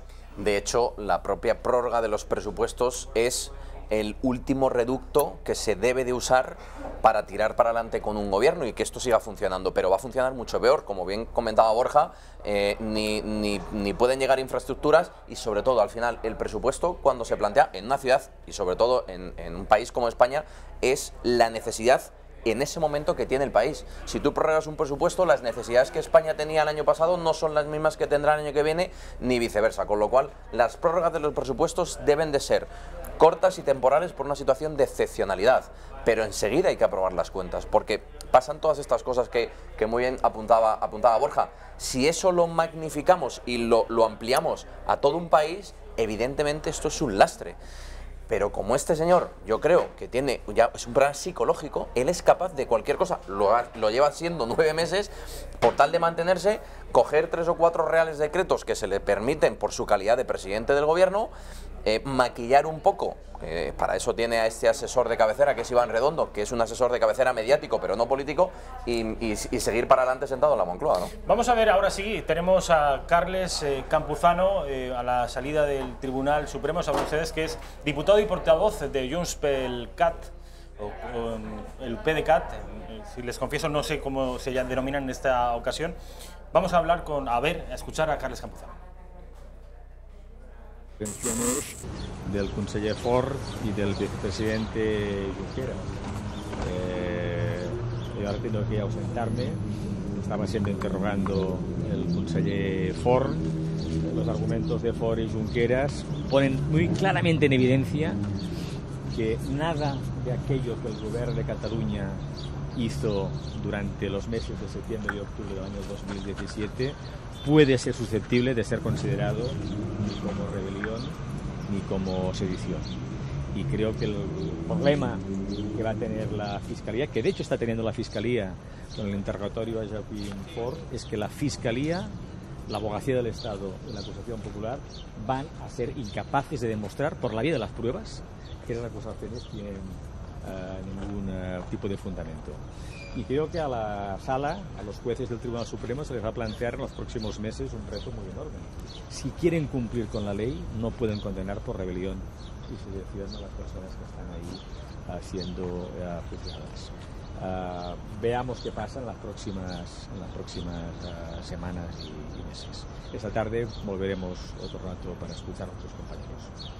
Si hay alguna cuestión, y si no, os dejaré. Bueno, yo quería preguntarle qué le parece la diferencia entre la estrategia a la hora de plantear su declaración del señor Junqueras con el señor Forn. Hemos visto a un señor Junqueras, bueno, apelando casi a lo emotivo y relatando un poco en qué se basan sus ideales y yendo poco a los hechos que se están juzgando hoy. Sin embargo, el señor Forn opta por una estrategia más técnica, más concreta sobre los hechos que se están juzgando. ¿Qué le parece esa diferencia de estrategias y cree usted que el señor Junqueras ha acertado optando por esa opción? Son estrategias complementarias y que se refuerzan unas a otras. Y creo que están siendo las dos estrategias muy eficaces para poner en evidencia que lo que sucedió en Cataluña en septiembre y octubre puede ser criticado en términos políticos, pero en términos penales no exige ningún tipo de responsabilidad. Creo que es un buen planteamiento, tanto el que Forn como Junqueras están haciendo. Yo le querría hacer otra sobre presupuestos. Esta mañana su compañero del partido, el señor Eduard Pujol, nos ha dicho aquí textualmente que los presupuestos que tumbaron ayer realmente no eran tan buenos para Cataluña. Su expresión ha sido, eran cortos para Cataluña. Señor Campuzano, ¿los presupuestos que tumbaron ustedes ayer eran cortos para Cataluña? Es evidente que eran presupuestos, por ejemplo, que incumplían de nuevo el Estatuto de Autonomía en inversiones públicas. Eran quizás mejores que otros presupuestos, pero no eran los presupuestos que necesitaba Cataluña, todo lo contrario. ¿Qué fecha vería bien desde el PDeCAT para la convocatoria de elecciones? ¿Un 28 de abril, un 14, un superdomingo electoral? Es potestad del presidente del gobierno precisamente esa decisión, ¿no? Y a él le corresponde anunciarlo. En cualquier caso, él debe valorar varias cuestiones. Debe valorar si tiene tiempo político para intentar hacer factibles y reales algunas de las promesas con las que el Partido Socialista concurrió en las elecciones, que están en trámite parlamentario y que si la legislatura se precipita no se van a poder aprobar. Estoy hablando de los acuerdos del Pacto de Toledo, estoy hablando de los retoques en la reforma laboral, estoy hablando del fin de la ley Mordaza, estoy hablando de la reforma de la ley de educación, estoy hablando de la ley de lucha contra el cambio climático. El gobierno debe saber que sobre esos proyectos el Partido Demócrata está por trabajarlos. Debe de saberlo y deberá decidir si quiere que esos proyectos se terminen efectuando o prefiere ir a elecciones. Y una segunda consideración que el Gobierno debe tener en cuenta es si es razonable entrar en una campaña electoral con este juicio en marcha. Debería pensar si en términos de la dinámica del juicio y en términos de la campaña esa sería una buena decisión. Pero insisto, no somos nosotros quienes tomamos la decisión, sino es el presidente del Gobierno. Les acusa de actuar con fines partidistas por rechazar esos presupuestos.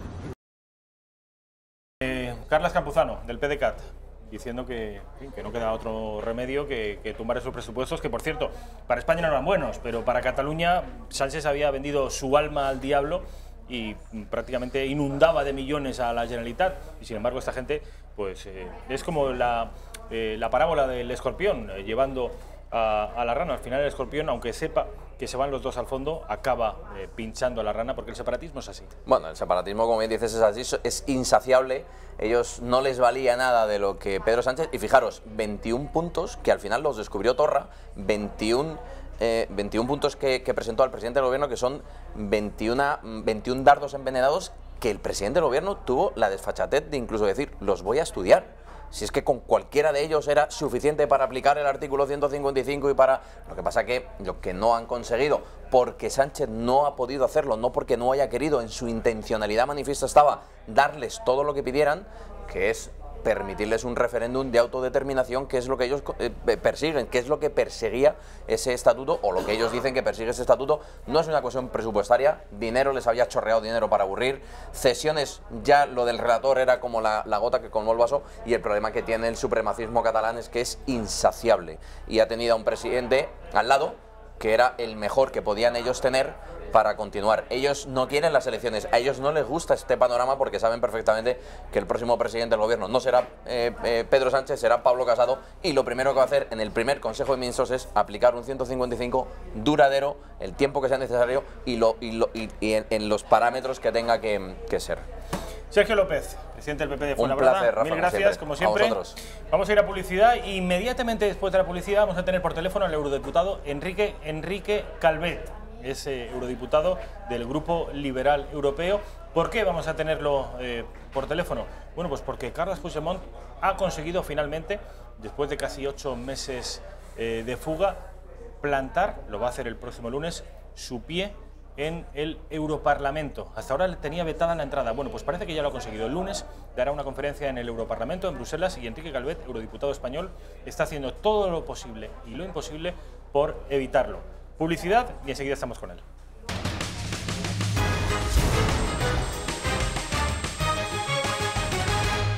Las 2 menos cuarto de la tarde, la 1 menos cuarto en Canarias. Les prometía que íbamos a tener por teléfono al eurodiputado del Grupo Liberal Europeo, Enrique Calvet. Él es español y es una de las principales figuras que está combatiendo al separatismo en Bruselas. Bueno, pues quiero que sepan que Puigdemont lo ha conseguido, que el próximo lunes van a ver el anuncio de esa conferencia. Estará junto con Quim Torra en el Europarlamento. Hasta ahora le habían vetado la entrada en Bruselas, en el Parlamento Europeo, pero ahí están viendo Catalonia and the Trial of the Referendum, a Challenge for the UA, de la Unión Europea. Speakers: Quim Torra, presidente de Cataluña; Carles Puigdemont, presidente de Cataluña. Enrique Calvet, buenas tardes.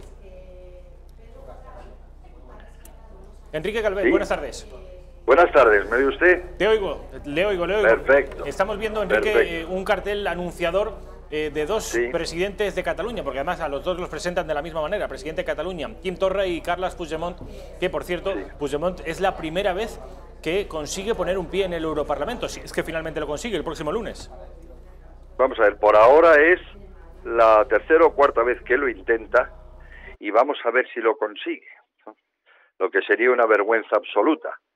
Yo me enteré ayer, lo han hecho todo pues clandestinamente, al final, para que no podamos reaccionar, han puesto sus carteles solo en Bruselas, cuando todo el Parlamento hoy y esta semana estamos en Estrasburgo, y lo han hecho solo público muy al final para que no hubiera tiempo de reaccionar. Un viernes a las 6:30, donde muchos parlamentarios de la periferia, no solo españoles, sino de Finlandia, de Rumanía, no han llegado todavía, ellos supongo que habrán fletado sus autobuses, es decir, lo han hecho todo, pero aún así yo me enteré ayer en cuanto que salió e inmediatamente reaccioné. Tengo la satisfacción de ver, bueno, yo les invité a mis demás compañeros después de la carta que yo escribí al presidente solicitando que no permitiera esta atrocidad antidemocrática, ¿no? Le dije a mis compañeros, a todos los españoles, por favor ayudar. Me consta que esta mañana, no ya a nivel individual, sino personalmente, sino como delegaciones, PP, Ciudadanos y PSOE también le han escrito una carta al presidente para impedir este desafuero, ¿no? Vamos a ver, entonces yo tengo esperanza de que el presidente sea sensible al torpedo en el prestigio y la decencia de esta institución sagrada que es el Parlamento Europeo, ¿no? Señor Calvet, usted tiene fama de ser uno de los más enconados enemigos del separatismo en la Eurocámara. ¿Cuenta con margen de maniobra para evitarlo de mañana? ¿Que usted cree que lo vamos a poder abortar, la operación? Lo del lunes. Sí, lo del lunes, perdón. Bueno, mi único margen de maniobra es apelar a la presidencia y vicepresidencia del Parlamento para que lo impidan por el motivo que les parezca oportuno. Ya lo hicieron una vez por cuestiones de asegurar la seguridad y evitar altercados y situaciones desagradables, ¿no? La única cosa que yo puedo hacer es pedirlo, cosa que he hecho, estoy esperando respuesta, hacer que lo pidan los diputados españoles, cosa que han hecho, y también le he enviado a todos los demás diputados, los que creen en la democracia, los que se opongan al racismo, al supremacismo, al golpismo, que hagan el favor también de presionar en ese sentido. Claro, si todo eso no funciona, a mí no me quedará más remedio que ir allí y que salga el sol por Antequera, porque no me voy a callar. ¿Qué quiere decir eso, señor Calvet, que no se va a callar? Hombre, yo no voy a permitir que en una sede parlamentaria de la que yo soy, que es mi casa, es la casa de todos los europeos, de la que yo soy parlamentario, se empiecen a verter venenos ni mentiras contra mi circunscripción, que como usted sabe es toda España. Por lo menos no impunemente. Es decir, yo bueno, pues estaremos atentos a lo que ocurra el lunes. Señor Calvet, yo le deseo la mejor de las suertes, porque será también la suerte de España, y si finalmente no consigue usted evitarlo, usted, y entiendo que otros eurodiputados españoles también están en la misma causa que usted, pues que responda como es debido en esa conferencia y salvaguarde el buen nombre de nuestro país.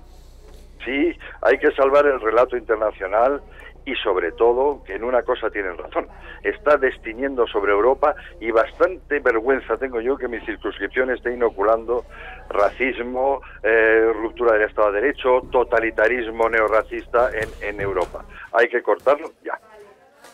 Enrique Calvet, una última pregunta.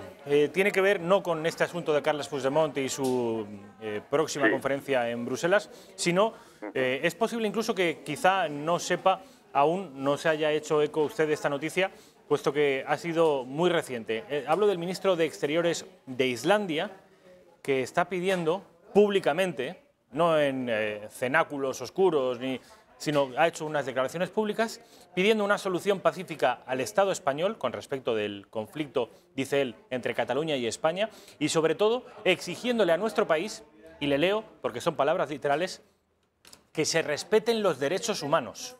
Este es el ministro de Asuntos Exteriores de Islandia. ¿Qué opinión le merece? La primera, así de entrada, es que el exceso de vodka produce delirios, ¿verdad? Eso es lo primero. Y lo segundo, puedo hasta estar de acuerdo con él. Me gustaría que se protegieran los derechos humanos de los niños que quieren estudiar en la lengua de su patria, que es el español. Me gustaría que se protegieran los derechos humanos del pequeño comerciante, que lo tiene bastante difícil, y al que multan por utilizar la lengua común española, que es el español. Me gustaría que se respetaran los derechos humanos de los padres que han pedido un 25% de estudios en castellano y a los que les han hecho escrache utilizando a niños incluso contra sus propios hijos. Esos son los derechos humanos. Es decir, en la Cataluña española hay un totalitarismo opresor clientelista que no está permitiendo los derechos humanos de más de la mitad de la población. Y esos son los que hay que recuperar. Enrique Calvet, mil gracias, como siempre. Gracias por su compromiso, gracias por su patriotismo y gracias por toda la labor de defensa de los intereses de España. En el siglo XVI, supongo que conocerá aquella obra de Quevedo, España defendida, pues salvando las distancias cronológicas, usted está haciendo una labor muy importante, usted y me consta que otros muchos diputados españoles del Partido Popular, del Grupo Liberal, de Ciudadanos y también algunos socialistas, claro que sí, por defender los intereses de nuestro país. Señor Calvet, mil gracias, un placer. A usted, hasta la próxima, gracias, adiós. Bueno, pues me gustaría que conocieran a una persona de la que ya les he hablado antes. Él es del Partido Popular, como Sergio López, él es catalán, él es barcelonés y él además no tiene uno ni dos, sino que tiene muchos apellidos catalanes, es catalano parlante y es un patriota español como la copa de un pino. Josep Bou y Vila. ¿Me equivoqué? No, no, los dos primeros van bien, sí. Y sigo, pero vamos, que se puede ser catalán llamándose García tranquilamente. Yo esto lo dije para que entendieran que sé un poco de dónde vengo, de rancio abolengo catalán, y conozco perfectamente la historia de Cataluña y del catalanismo. Y eso impresiona un poco a estos que vienen a enredar a veces, que a mí no me saquen el catalímetro, que yo también lo puedo sacar. Esa es un poco la cuestión de los apellidos. Es un argumento del que hace bandera muchas veces el supremacismo catalán, es decir, en tanto que mis ancestros, mis generaciones son todas de aquí, yo vendría a tener, esto no sabe que atreven a decirlo públicamente, pero todos sabemos que lo piensan, vendría a tener más derechos que usted, cuyos abuelos nacieron en Extremadura o Andalucía. Bueno, pues aquí tienen uno de esos catalanes que también podría hacer reclamos supremacistas y lo que hace es procurar combatir desde su partido, desde el Partido Popular, que él, Josep Bou, y yo, Rafael Núñez, valenciano y catalán, sigamos siendo compatriotas. Y además, en el caso de Josep Bou, particularmente valiente, por dos motivos, en realidad por tres. Uno, por ser el Partido Popular, un partido que en Cataluña lo tiene difícil. Dos, por ser empresario. Un funcionario, un abogado del Estado, un funcionario del Ayuntamiento de Barcelona, de Generalitat, lo tiene más fácil en tanto que tiene garantizado su futuro laboral. Lo que está haciendo Josep Bou es aquí particularmente loable y valiente. ¿Temes, Josep, que esto acabe afectando a las empresas de panadería que tienes en Barcelona, y no solo en Barcelona, creo que en otras partes de Cataluña? Bueno, la afectación me llega hace 4 años, cuando asumo la presidencia de Empresarios de Cataluña. Ahí ya me llega una afectación en forma de boicot. Y bueno, la vamos superando poquito a poquito y ahora vamos a la segunda andanada. ¿Cuál es? Pues presentarme como alcaldable por el Partido Popular de Cataluña. Yo no estoy afiliado al partido, pero bueno, voy a estar con ellos porque creo que es necesario que el Partido Popular se supere, salga de esta situación que está, que no es nada cómoda, digamos, que tiene que tener más representatividad. Yo creo que, bueno, les puede ayudar en un concepto distinto de al que tiene la mayoría de políticos. Yo soy otra cosa, soy empresario. Además, el Partido Popular de Cataluña, como el Partido Popular a nivel nacional, se ha renovado últimamente y el presidente del partido, a nivel autonómico, es un tipo con el que hemos entablado conversación telefónica más de una vez, que se llama Alejandro Fernández y que es, como tú, Josep, un tipo absolutamente valiente, desacomplejado y con despliega una serie de argumentos en contra del separatismo extraordinariamente contundentes. Alejandro Fernández, este nuevo PP catalán, ojo. Eso es, lo has dicho bien, sin complejos. Es de las cosas que yo quiero extirpar y creo que lo estoy logrando. Alejandro empezó, yo continúo por esa línea sin complejos. O sea, el Partido Popular tiene que decir en primer lugar que es un partido catalán, trufado de catalanes, que nunca jamás ha ido en contra de Cataluña. En contra del nacionalismo podemos hablarlo, pero nunca jamás en contra de Cataluña, dejarlo muy claro. Y como partido catalán no puede ser más que un partido español, y hablar con esa claridad. Yo creo que es necesario, y el Partido Popular, con Pablo Casado, ha pasado página. Es otro partido en estos momentos, y lo digo con la certeza de conocerle. El Partido Popular es otro partido, efectivamente, se está viendo reflejado también en las encuestas. El Partido Popular, quizá, de los dos grandes partidos del bipartidismo, PSOE y PP, es el PP el que teóricamente debería sufrir más, porque al contrario que el PSOE, que solo tiene un competidor, que es Podemos, y un competidor en horas muy bajas, el Partido Popular tiene dos. Y además los dos, a su izquierda Ciudadanos, a su derecha Vox, con un dinamismo y un músculo fuera de toda duda. Y sin embargo, el Partido Popular está en condiciones, según esta encuesta que es de ayer, hablamos de una encuesta a nivel nacional, de ganar las elecciones al Partido Socialista. 23,7% PSOE, 23,1% PP, solo un 0,6% de diferencia. Y repito, PSOE tiene un competidor en horas bajas, Podemos, el PP tiene dos a su izquierda y a su derecha, y además los dos que viven días muy dulces. Esto yo creo que dice mucho de la dirección de Pablo Casado, ¿no? Bueno, yo ahí estoy viendo algo que me interesa mucho como catalán, que estoy viendo un futuro gobierno fuerte.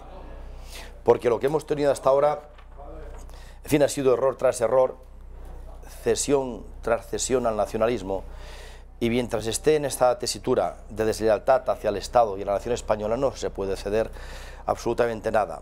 Por lo tanto, ese gobierno yo lo veo capaz. Y además, me puedo equivocar, pero yo creo que más temprano que tarde Pablo Casado llegará a la Moncloa, tal como refleja pues esta encuesta.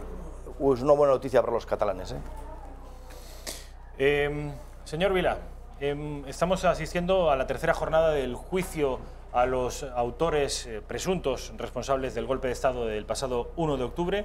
Ya hemos escuchado el testimonio de Oriol Junqueras y de Joaquim Forn. Al menos Junqueras sí que habla de juicio político, habla de su persona como un preso político y de un tribunal prácticamente inquisitorial. Bueno, esto es mucho más sencillo. Son políticos presos porque han delinquido presuntamente todavía, pero esa es la realidad. Como yo podría ser un empresario también preso por haber delinquido, o un empleado mío, o un funcionario, o un policía. O sea, les ha tocado a los políticos, que yo creo que, en fin, lo han hecho de una manera terrible, porque, claro, ellos tienen una representación importante, tienen que dar ejemplo a la ciudadanía. Y, por lo tanto, del delito que se les acusa es un delito gravísimo, porque lo que han logrado en estos momentos es dividir a su pueblo. Y cuando un político divide a su pueblo, créame, le llaman delito a esto.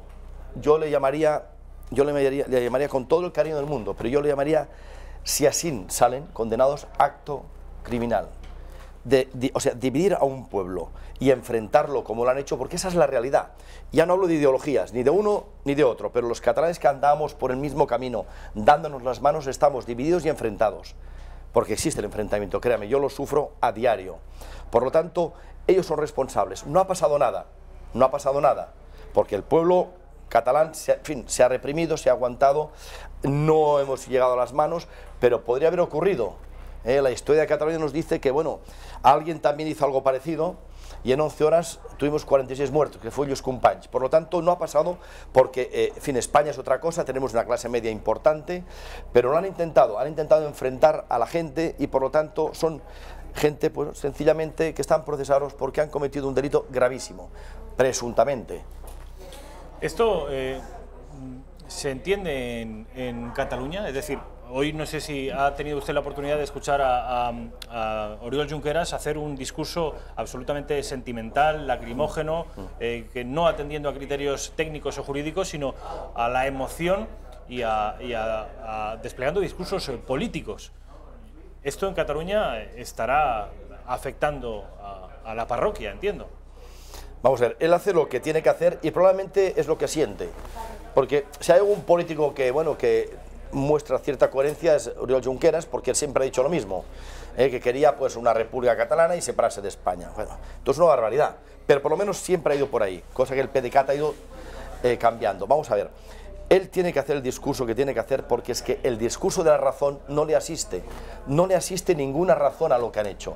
Hace el discurso del sentimiento y él sabe perfectamente que contra el sentimiento no se puede luchar. Es muy difícil que alguien convenza, mire usted, esto es una mano con 5 dedos. Yo digo, mire, es una mano. Y alguien me dice, no, mire usted, esto es una nevera esto.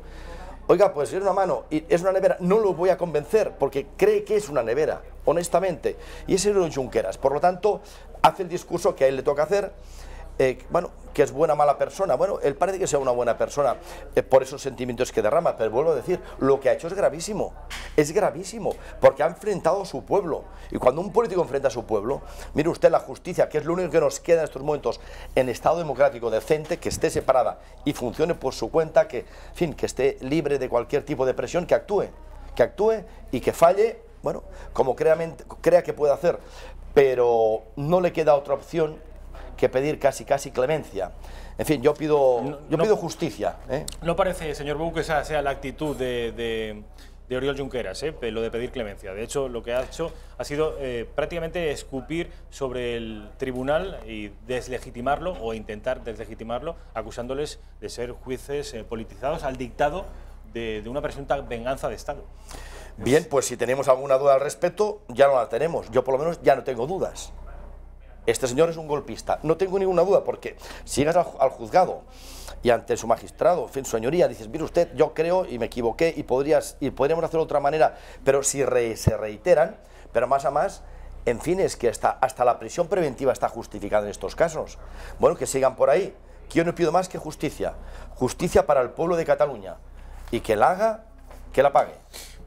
Tenemos conexión en directo con nuestra compañera Patricia Tenorio, que saben ustedes que desde primera hora de la mañana está en el Tribunal Supremo, a las puertas del Tribunal Supremo, y creo que ha tenido la oportunidad de hablar, de obtener testimonios de dos personas importantes. Patricia, buenas tardes. Buenas tardes de nuevo, Rafa. Aquí seguimos muy pendientes de todo lo que ocurre tanto dentro como fuera de este Tribunal Supremo. Como ya veíamos esta mañana, Oriol Junqueras era el encargado de empezar declarando ante el banquillo del Tribunal Supremo. Ha seguido dejando titulares como, por ejemplo, que nunca hemos avalado la violencia en Cataluña. También ha dicho que ni es delito hacer un referéndum ni tampoco votarlo. Joaquín Forn ha sido el siguiente en declarar, ha sido el segundo de esos 12 acusados en sentarse ante el Tribunal Supremo. Ha dicho que iba a contestar a todas las preguntas de la Fiscalía, también de Abogacía del Estado, pero que no iba a contestar a ninguna de la acusación popular de Vox. Ha declarado en castellano, ha rechazado hacerlo en catalán a regañadientes, y aquí fuera, mientras tanto, hemos seguido recabando testimonios de esos líderes independentistas que han querido venir hasta aquí. Ha habido tiempo para hablar de todo, pero Elsa Artadi y Eduard Pujol han querido valorar el juicio que se está llevando a cabo hoy ahí dentro.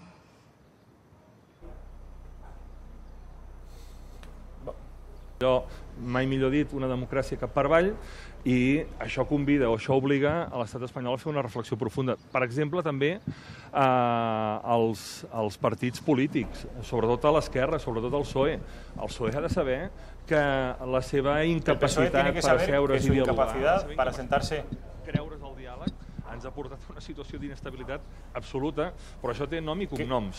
Es pugui escoltar, poder escoltar la seva versió, la seva defensa, refermar-se amb la defensa dels drets i de les llibertats. Crec que serà avui un dia important, ho seran totes aquestes declaracions, i de fet serà una finestra de veritat i de certesa amb un judici que és una farsa i una vergonya. Pero no solo ha habido tiempo para hablar sobre el juicio del Tribunal Supremo, también ha habido declaraciones sobre esos presupuestos generales del Estado. Nosotros dimos una explicación muy clara desde hace meses cuál era nuestra posición respecto a los presupuestos.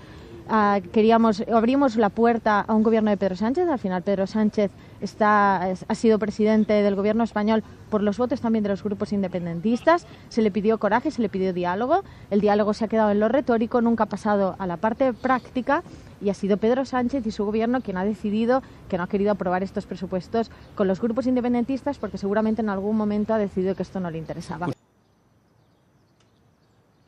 Y esto es todo hasta ahora en esta jornada de un juicio que se está alargando un poquito más que ayer. No sabemos si en los próximos minutos habrá receso para la comida o se suspenderá hasta el próximo martes. Patricia, muchas gracias por esas declaraciones del portavoz, una de las portavoces del Gobierno de la Generalitat y además consellera de Presidencia, Elsa Artadi, y del diputado autonómico, aunque sé que no les gusta mucho a los independentistas que se refieren a ellos como diputados autonómicos, es lo que son. Señor Eduard Pujol, les gusta un diputado autonómico, aunque sé que le gustaría ser el diputado del Estado o de la República Catalana. Sea como fuere, buen trabajo, Patri, como siempre, y mil gracias. Estamos en contacto. Hasta ahora. Pues, señor Vila, señor Bou, Bou y Vila. ¿Qué le ha parecido? Bueno, yo creo que están reconduciendo este juicio a un juicio meramente político. Y la defensa es política, cuando tiene que ser jurídica, entiendo yo, porque estamos hablando de un delito. Y está clarísimo que es un juicio para ellos político, entre otras cosas porque acabo de ver a nuestro presidente de las Corts Catalanas, el señor Torrent, sí, que también es mi presidente, ahí apoyando a esta gente, que esta gente, bueno, pues tienen su ideología, pero forman parte de Cataluña, pero una parte solamente. O sea, no es posible que el presidente de la Cámara catalana esté allí, porque después deja de representarme a mí y a la mayoría de catalanes. Este es el hecho, este es el drama y es el ejemplo de que Cataluña está dividida. No es posible que la segunda autoridad y la primera, que Torra también ha estado, estén a favor de una bandería, una parte, y los demás catalanes, ¿qué hacemos?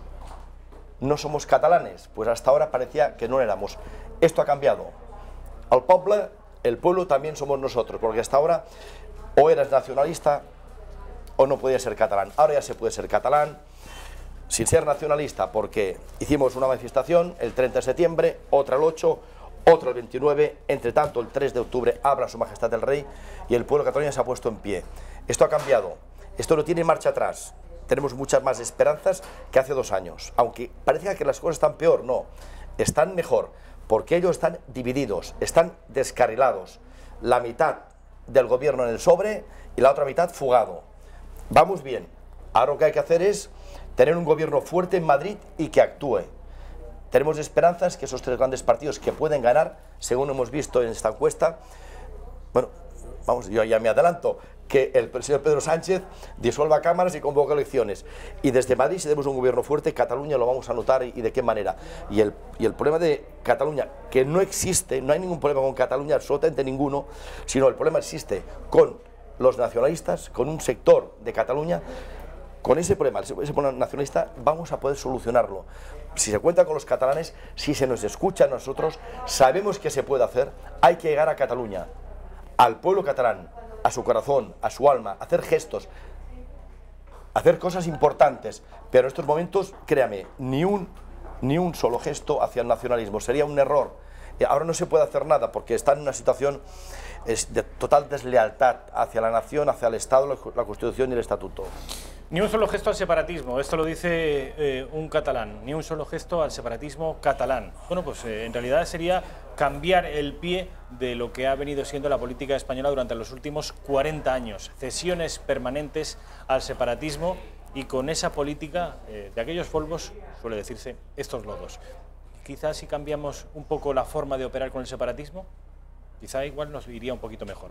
Quiero, señor Bou, que vea el testimonio, las declaraciones de la que es su alcaldesa, la alcaldesa de Barcelona, Ada Colau, y contra la que usted va a competir electoralmente el próximo 26 de mayo. Se refiere al juicio como un error del Estado y sobre todo como una forma para perpetuar lo que ella llama el conflicto. Vamos a ver y escuchar a Ada Colau.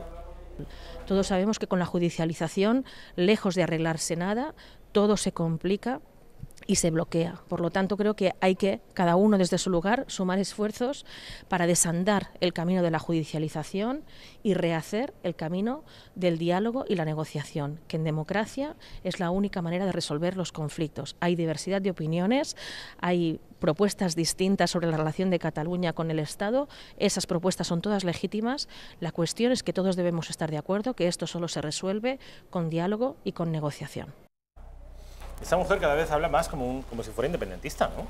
Yo creo que no sabe ni lo que es, sinceramente, ¿eh? Es mi impresión, lo que ocurre es que tiene un pedazo de lazo amarillo puesto al ayuntamiento de escándalo. Yo le diría a nuestra alcaldesa que primero lo que tiene que hacer es entender que hay que cumplir la ley, hay que aplicar la legalidad por este orden y después dialogar. O sea, no al revés no se puede hacer. Aplicación de la ley y diálogo.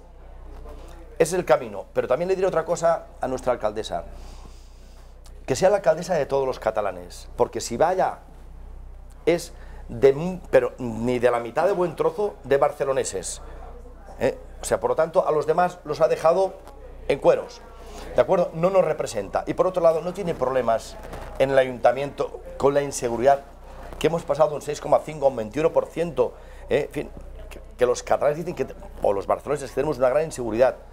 A l'habitatge de 8.000 viviendas no ha entregado ni 700.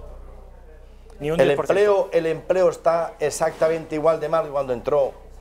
Bien, el proceso, bueno, pues el proceso lo que tenemos que hacer, y por eso he dado este paso, querido amigo, lo que tenemos que hacer es que la batalla de Barcelona no se pierda, que lo que ha pasado con el resto de Cataluña en manos de la Generalitat durante 30 años no ocurra con el consistorio catalán, que el ayuntamiento esté en manos de un catalán, únicamente catalán, y cuando digo catalán, pues evidentemente español, pero no nacionalista. Esto es básico, es importantísimo, no solamente, en fin, como resultado electoral, sino para lo moral de los barceloneses y el espíritu de Tabarnia.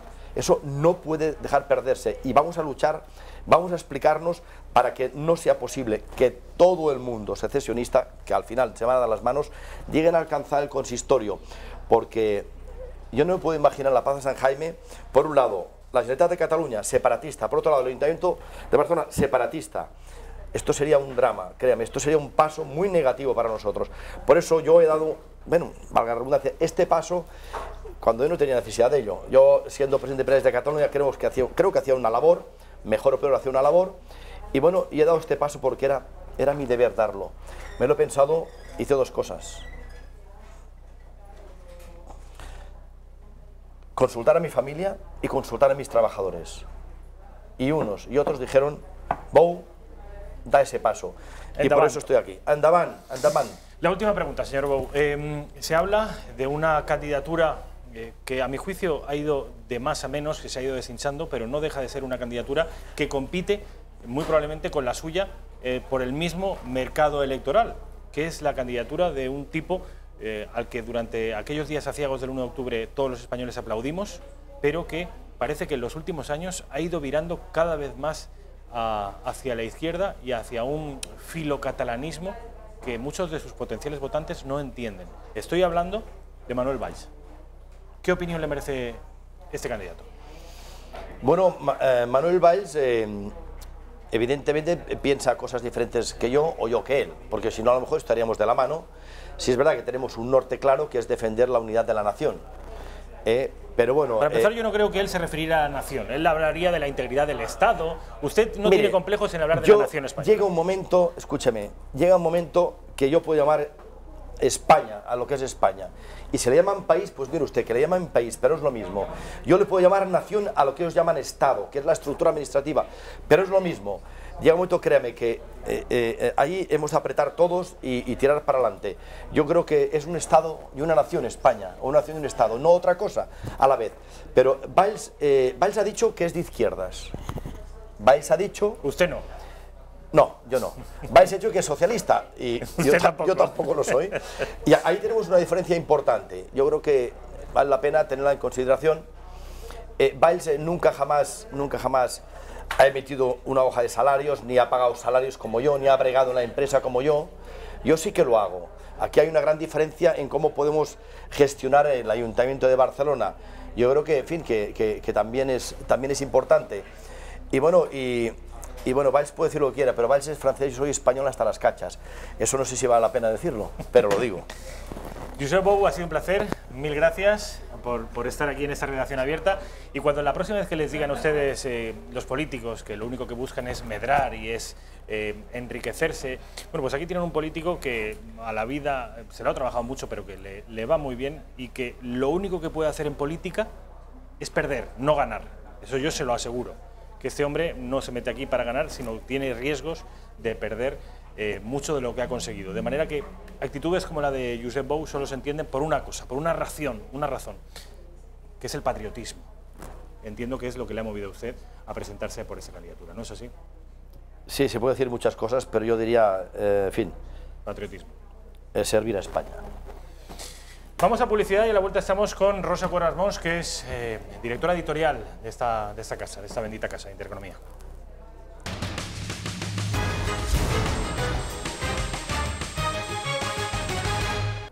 Bueno, pues ya estamos de vuelta en la redacción abierta, son las 2:20 de la tarde, la 1:20 en Canarias. Estamos, tal y como les anunciaba antes, con la directora editorial de esta casa, Rosa Cuervas Mons. Bienvenida, gracias. ¿Qué tal, Rafael?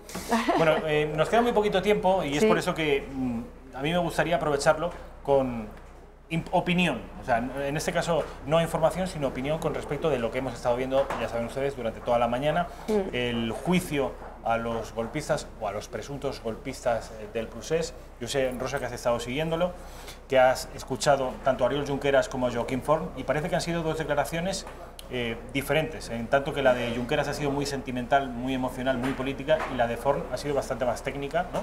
Sí, la de Forn no la he escuchado entera, he escuchado entera la de Junqueras, o Junqueras, yo voy a decir Junqueras porque vale, me gusta más decir Junqueras, y es muy, iba a decir muy llamativo, quizá no es llamativo porque es a lo mejor lo que podemos esperar de quien está intentando librarse de los delitos tan graves como de los que se acusa al señor Junqueras.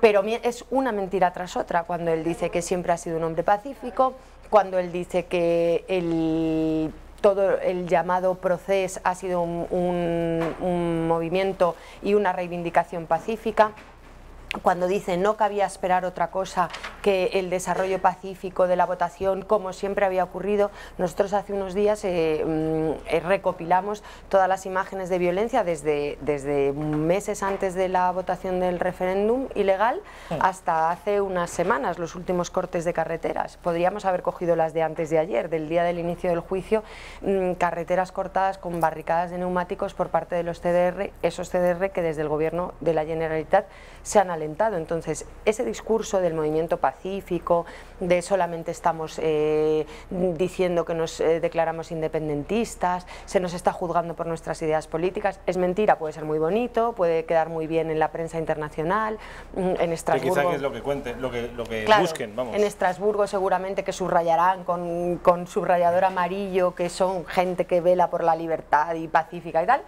Pero no es la verdad. La verdad es lo que decían ayer los fiscales, lo que señaló la acusación y lo que hoy le habría preguntado seguramente la acusación particular si es que el juez hubiera tenido a bien dejarles hablar. La acusación popular. La acusación popular.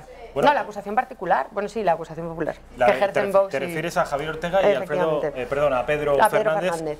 Esto lo hablaba yo con Mazari y Rosa. Ojo, porque yo creo que lo que ha ocurrido hoy con la acusación popular y de que les amordazaran, porque es lo que ha hecho el juez, puede neutralizar a Vox ya hasta el resto del juicio. Porque si los separatistas dicen, nosotros no vamos a responder a esta gente, y el juez dice, si no van a responder, ustedes no van a preguntar, Vox automáticamente tiene que guardar silencio por lo que queda del juicio.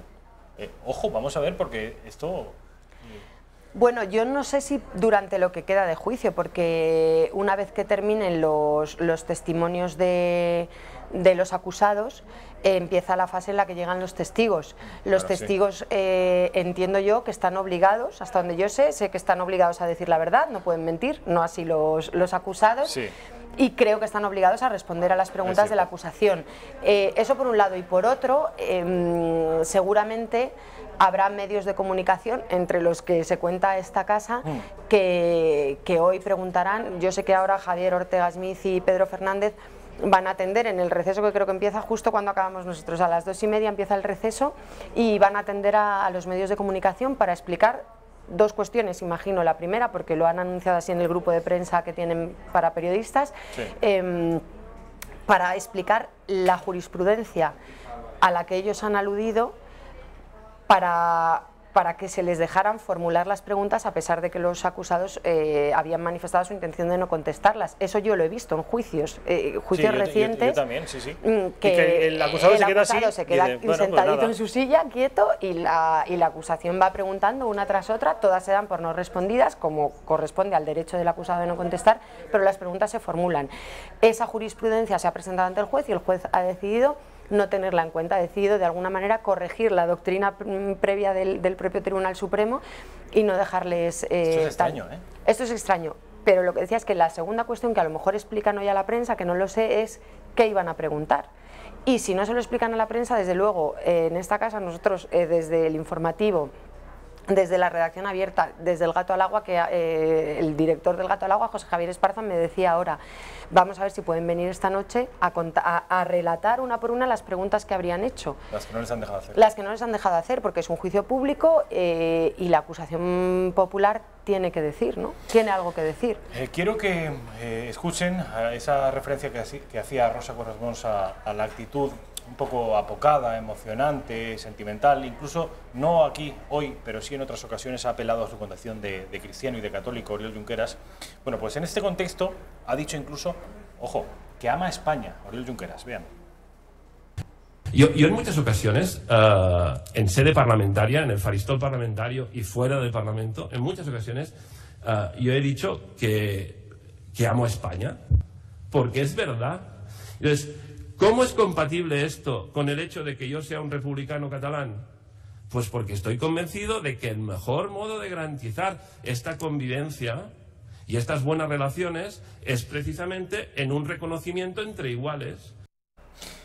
Es decir, que nos quiere tanto que tiene que partir el país por la mitad, que lo hace por nosotros, por nuestro bien. Sobre todo, vamos a ver, es que yo puedo decir, yo amo a Italia, porque es que es verdad, a mí Italia me encanta. Yo si pudiera irme todos los fines de semana de viaje a Italia, lo haría. A mí también. Pero eso no quiere decir, o sea, yo amo a Italia como extranjera, de la misma manera que Oriol Junqueras seguramente diga que ama a España como persona que no se siente español. Con la misma ajenidad que Rosa Cuerda Ramón ama a Italia. Claro, el problema es que legalmente, y así lo pone en el documento nacional de identidad del señor Junqueras, Oriol Junqueras, él es español. ¿Puede amar a España o no amar a España? Ningún español está obligado a amar a su patria. Lo que no puede hacer es decir que la quiere romper por la mitad, porque hay una Constitución española que no lo permite. Esto con respecto a su... Nos alegra mucho que ame España, por otro lado. Luego, bueno, mira a Puigdemont cómo daba besos a la bandera en aquel restaurante cuando le acercó un señor la bandera. Esto con respecto al patriotismo español de Junqueras. No se extrañen ustedes si lo ven jurar bandera dentro de unos días en el juicio.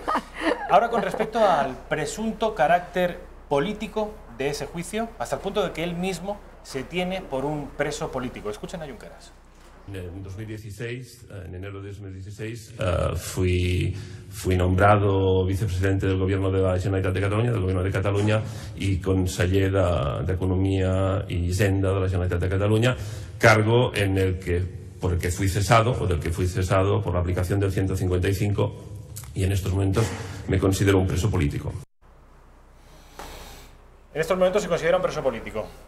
Yo tengo la sensación, Rosa, nos queda muy poquito tiempo, pero que lo que ha hecho no es una defensa de su actividad política en los días del 1 de octubre, sino un ejercicio de propaganda para la parroquia, para el independentismo y para Estrasburgo. Exactamente, y de cara al extranjero. Tienes tú la misma sensación. Claro. Sí, y es que además las expresiones que utilizan...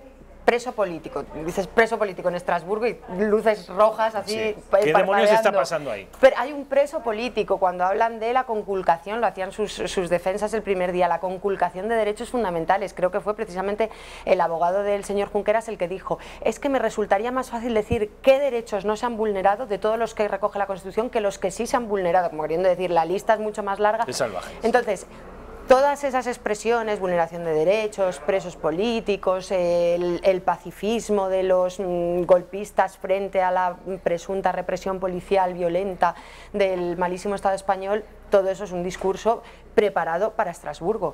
Yo creo que las defensas no tienen, viendo las peticiones de penas que tiene la Fiscalía, la abogacía del Estado antes en la era pre-Sánchez, creo que no tienen demasiada confianza en que aquí les vaya a ir bien y están abriendo camino hacia Estrasburgo. Nos quedan solo 50 segundos, de manera que solo te voy a pedir casi un sí o un no. Yo me he comprometido con los espectadores de la redacción abierta, me he significado a favor de que mañana el presidente del Gobierno va a convocar elecciones, 14 o 28 de abril. ¿Tú qué crees? Yo creo que sí, pero también creo que es muy posible que nos equivoquemos los dos.